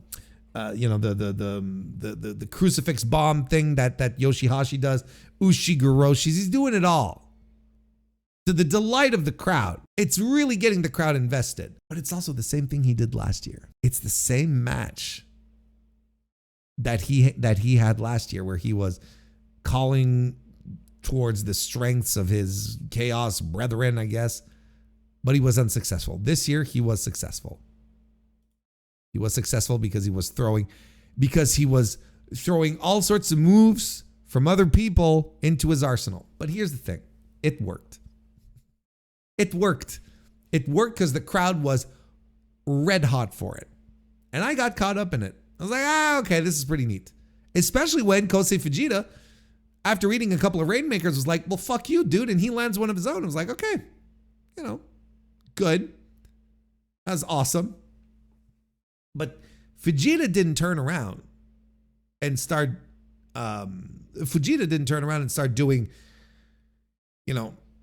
patented Zack Sabre. Like, he didn't start doing, the Zack driver or the I can't forget which. There's one of his submission moves has a dopey name. Well, they all have dopey names, but the Clarky Cat. That's the one. That's the one I was thinking of. The Clarky Cat. He wasn't going around doing Clarky Cats to Yo. He wasn't doing the grip. He wasn't doing the turbo pack and all this shit, right? It was like they put all of this together, and ultimately, like, the guy who legitimately I found this year was clearly carrying the junior division on his back was being taken out by another guy who was just stealing moves from Okada, from Nakamura, from Hiroki Goto, and so on and so forth, just being a tribute act. So there's something in me that goes, this sucks.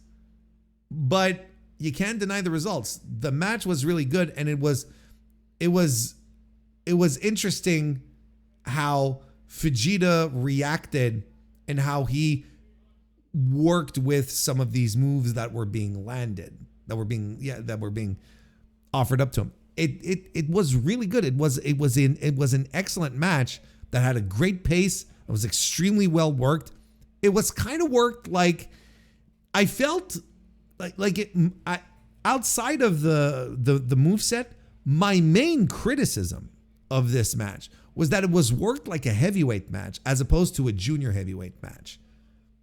Like, there was no signature speed or high flying things or stuff that, or, elaborate snappy ground games that really define junior heavyweight wrestling. It was wrestled like a heavyweight main event, which is fine. Don't get me wrong.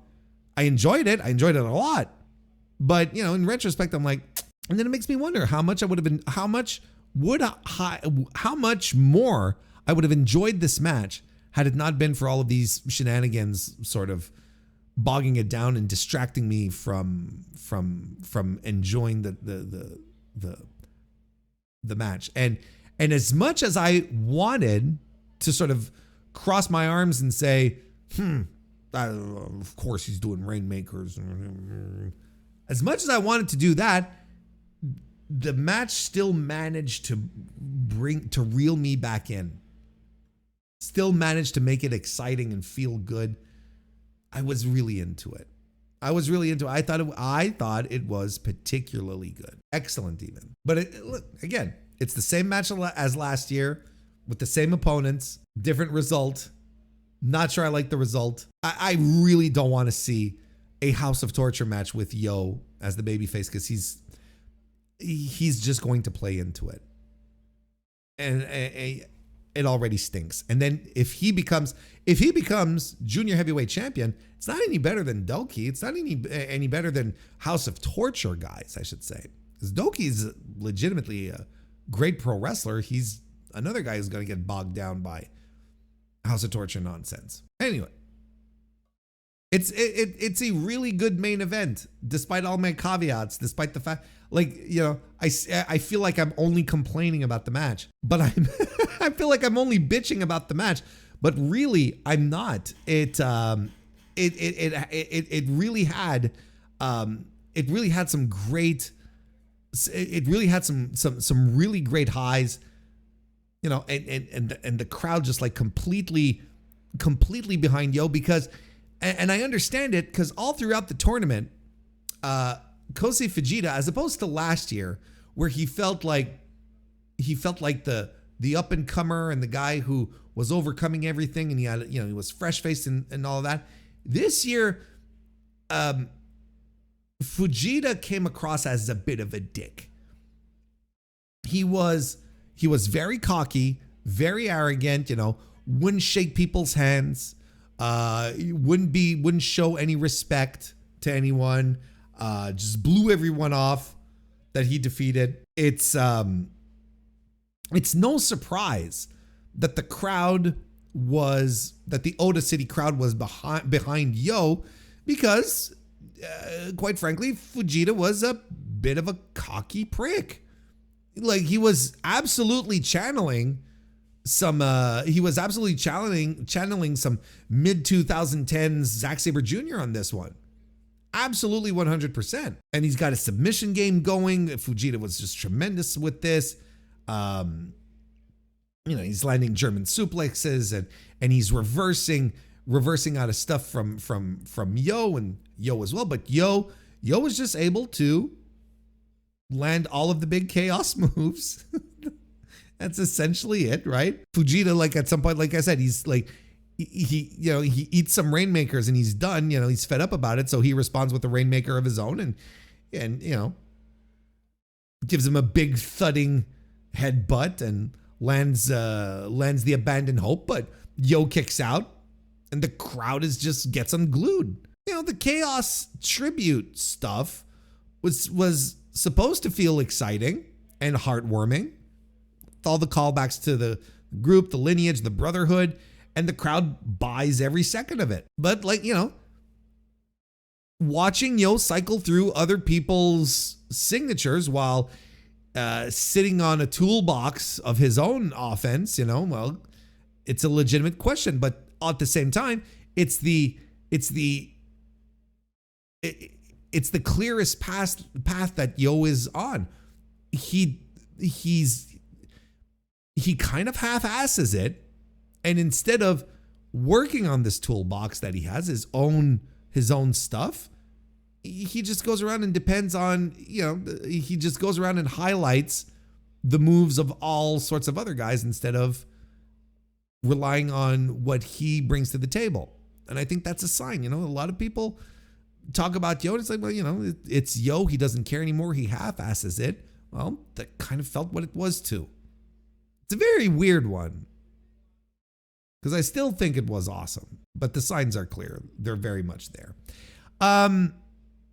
As for the tournament itself, or an overall paintbrush of the thing, if you recall when I started covering the tournament on stream, I was very excited. I thought this was extremely good, that things were very, very exciting, that the nonsense that was happening on these matches was short, like ridiculously short, like 3 to 5 minutes, and get the House of Torture stuff out of you and whatnot. And then we focused on wrestling. And then you had like some nice stuff. Adding Jun Kasai to this tournament was so much fun because he brought the man is not only a legend, but like he's so charismatic and he's got such a great energy. He felt special in this tournament. He brought something very different to this Best of Super Juniors this year, to the point where I'm like, he should be here every year type of thing. But I think things were really off to a great start, and then for some peculiar reason, I'd say around night 5, it's as if everyone just stopped trying. Except for a couple of people, everything just felt like a slog and uninteresting. And then everyone started to do shtick, or practically everyone. We've got for those of you with the benefit of video right now, we have the list of people, the field of contenders, right? Of people who would do who were in the tournament. And you have some people you look at this and you're like, well, there are some people who do shtick. There's quite a few of them, in fact. You got 2 guys of House of Torture, right? You've got Kanemaru, you got Sho in this. You have Yo, who also partakes in the nonsense. So you're like, that's not so bad, Warren. Well, hang on a second. Then you got Daisuke Sasaki, who's another one of these guys who just like cheats and does nonsense. And you got Ryusuke Taguchi, who was also partaking in this. I mean, he's a comedy wrestler. Plus, there was a very big rumor that he injured his back early in the tournament, so he wasn't taking any big bumps. He wasn't really working. He was there to just like goof off. Then you had Jacob Austin Young, who would cheat with the House of Torture with Zane J, excuse me. And Hayo was out there. Was out there with his stuff leopard, who eventually in the tournament gets kidnapped by Sho. And I'm like, what the fuck is going on? That's 7 guys in this tournament. And most of them are all concentrated in Block B on top of that. But still 7 guys who all have to get their bits in. And then Kushida decides to do bits. Where, he does a match on night 1. A great match with Robbie Eagles, by the way, to kick off the tournament. And he decides to wrestle barefoot. I think it's night 1 or night 2, but early on in the tournament. And he takes his socks off. He takes his boots off, but then the socks become a shtick. Then he's like, first of all, being barefoot he wrestles barefoot for the rest of the tournament. And then sometimes he uses the sock as the mandible claw, for fucking, Mankind, a tribute to Mick Foley type of thing. And I'm like, that's like 8 people in this tournament that all have to do like fucking nonsense. There are nights where I was watching this tournament and I was frustrated because all I wanted to see was pro wrestling. And I was getting goofy nonsense. I'm like, can't we just have a tournament with pro wrestlers instead of whiskey mist, instead of wrenches being thrown around, instead of low blows at every given opportunity, instead of guys cheating, jumping up on the apron to distract the refs and ref bumps and all of this fucking nonsense. There is literally a wall to this tournament right around night 5 where I'm like, this actually is starting to stink. And the tournament nosedived. It was not as good as the first few nights made it out to be. Everyone was into it and everything felt good. But the more things went on, it was just all about everyone getting their fucking bits in instead of just flat out wrestling, right? Hayo had to run around like a cat, like a leopard. He had to run around like that. Daisuke Sasaki had to be nonchalant and don't care and use chairs and whatnot. Now, listen, when you get to Jun Kasai in every one of his matches tried to add some deathmatch elements to it, right? He'd have the skewers. Towards the end, he started pulling out the hypodermic needles, which was kind of wild, but it's also Jun Kasai, and it's it's also done in a way to just add like spice as opposed to overcome a match with nonsense. It was done with much more interest, much more depth than just, you know, your regular run-of-the-mill interference. I was like, well, no, this is what's part of this guy's personality, right? So when Taguchi ends up fighting Jun Kasai, and I say use fighting very, very liberally because there wasn't much wrestling in that match. Well, Taguchi comes out and he's got a tiny little step ladder, right? And he does a whole spot where he wants to do a dive off of the step ladder, and then gets the young boys to come in to hold the ladder and all this stuff. I'm like, just give me wrestling. Just give me some fucking wrestling. I don't think I'm asking for too much. So it's a shame. It's a shame. Because there was a lot of fucking great talent here that managed to shine in its own matches, but especially when it came to Block B. Block B Knights, brothers and sisters, and everyone else, they were awful to watch. At some point, I was like, oh, Jesus.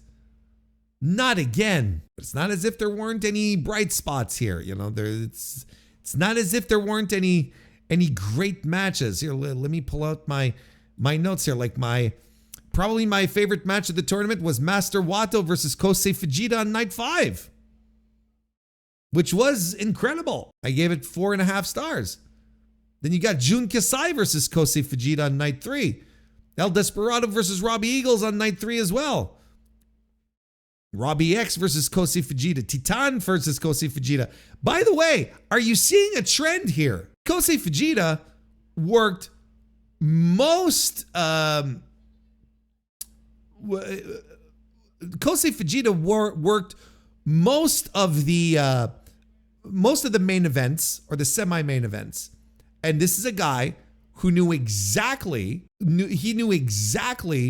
what he was doing in this tournament. He took it upon himself to carry the division on his back during this tournament. He's like, I'm the guy. I am the guy. I am the ace of this division. And there is no question. El Desperado, which is another guy you could say, oh, well, no, he's the ace. El Desperado did fine. But Fujita wrestled like he had something, like he was staking a claim. Not like something to prove. Like he was staking a claim. Saying, this is my division now. I am the guy. And I fucking loved it. I have 8 4-star plus matches given to Kosei Fujita throughout this tournament. He's the MVP. He's the best wrestler of the tournament. He was every time it was time for one of his matches, I was delighted. Chad is talking about his match with Daiki Nagai, the young boy. The young lion. It was like 8 minutes. But such a fantastic, incredible 8 minutes. Just running through the guy. And Nagai fighting back. Nagai lost all of his matches in this tournament. But all of his matches were a blast. All of them. He was fighting with young lion energy. If you've watched New Japan, you know exactly what I'm talking about. So he was into it. Like he was giving it his all every time, despite every match being a losing effort. And every match he tried to end it with the diving headbutt, and not a single time was he able to even connect with the move, much less finish the match with it. Anyway, Kosei Fujita. Any doubters that were around saying, oh no, this guy, we're not sure if he's going to be the next big junior. He is in this division right now. He shines above them all. Absolutely. He is so fucking good. And he is still stupid young.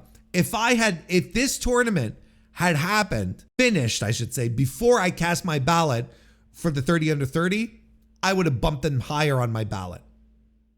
He was absolutely tremendous throughout this entire fucking tournament. Absolutely remarkable.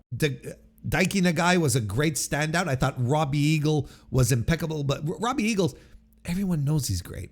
That's the thing. Robbie Eagles is quite possibly, I think it's quite, here's the take. I think he's the most underrated professional wrestler working for a major company in the world right now. I think he's the most underrated guy. Because here's another guy. When he made it to the finals, or to the semifinals, I should say, I was like, yeah, let's give it to Robbie Eagles. Let's go. Beat Vegeta this year. That's fine. It's a good little story in TMDK and whatnot, and that's good. And then go face whoever else in terms, unfortunately, win a great match. Just like, that's what I was looking forward to. Win the tournament in a great match. I don't know why we're sitting around on Robbie Eagles so much. I don't know what this company doesn't just let him go. I don't know. Not let him go as in go off somewhere, but just like let him rise to the occasion, because he can. He is such a good wrestler. He is so good at this. I'm sure a lot of you are wondering, hey, how'd Nick Wayne do? Nick Wayne was fine. I think he did better than overall, maybe than last year, but I can't quite remember his tournament last year. I think his back half was much better than the start. I think the back half of Nick Wayne's tournament was much, much better. The thing that was a little, the thing that sort of killed it is that when we finally got to night 12, the last night of block competition, he was in a match with, who was he wrestling? Was it Fujita, or who was he wrestling on night 12? And I've got it here. Don't worry, I got it. He was wrestling Master Wato, excuse me. Good match, excellent match, by the way. This is very, very good, and probably Nick's match of the tournament too. But the thing is that Nick could not advance at this point. I don't think they were talking about it too much on commentary to sort of remove the interest from the match, but this was the main event.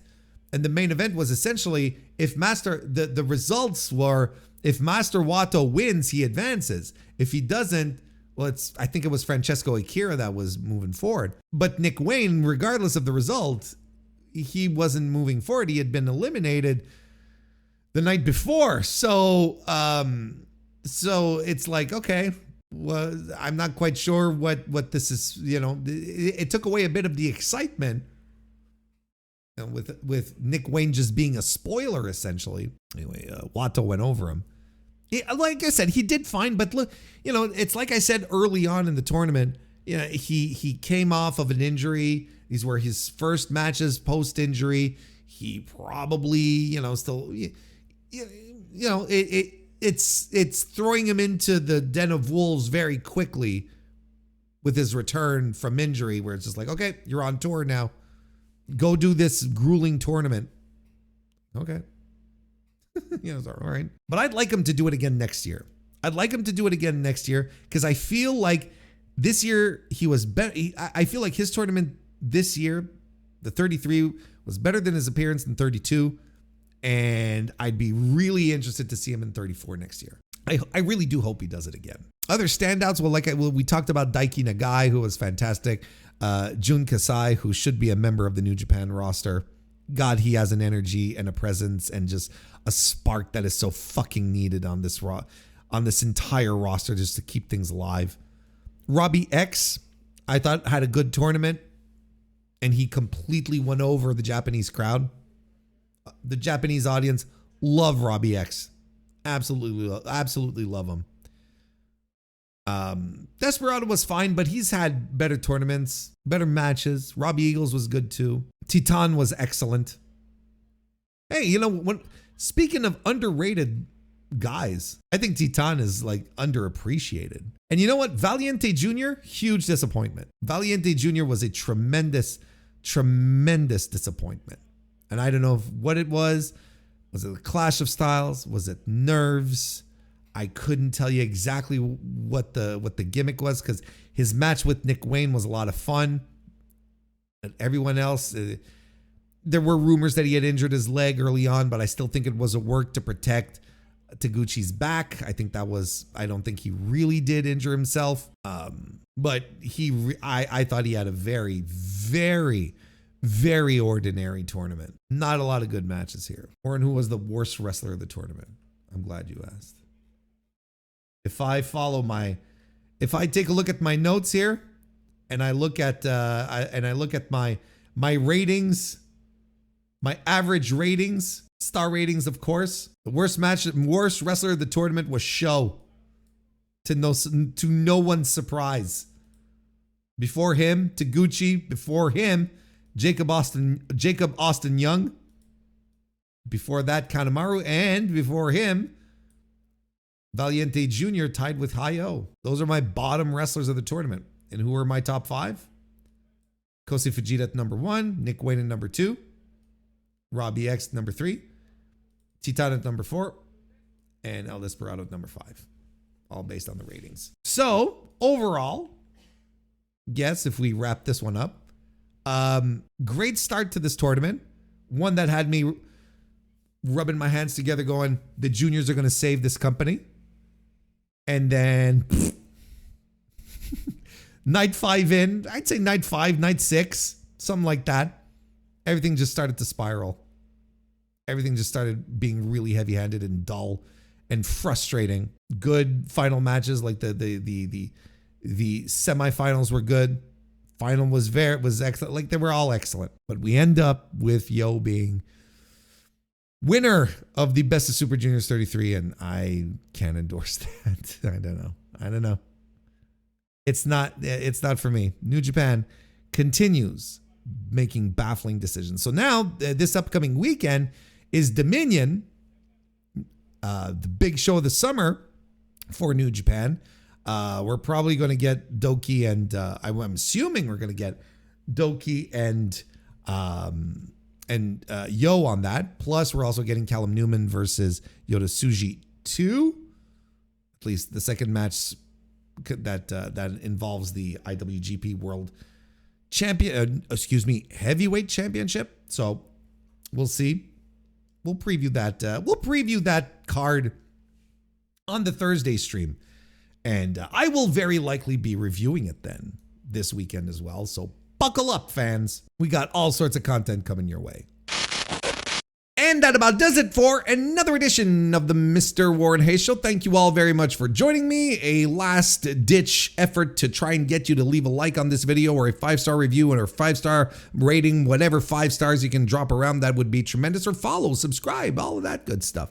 I will be back tomorrow with another AEW Dynamite review plus a live stream on the YouTube channel on Thursday nights. That's what we typically do. Mondays, Tuesdays, Mondays and Thursdays. We stream. So if you can, come check us out. If not, that's fine. I'll be back in a couple of days. Well, like I said, I'll be back tomorrow and then back with the Mr. Warren Hayes Show next week. So listen, thank you again so much for hopping by and listening, and I will see you next time.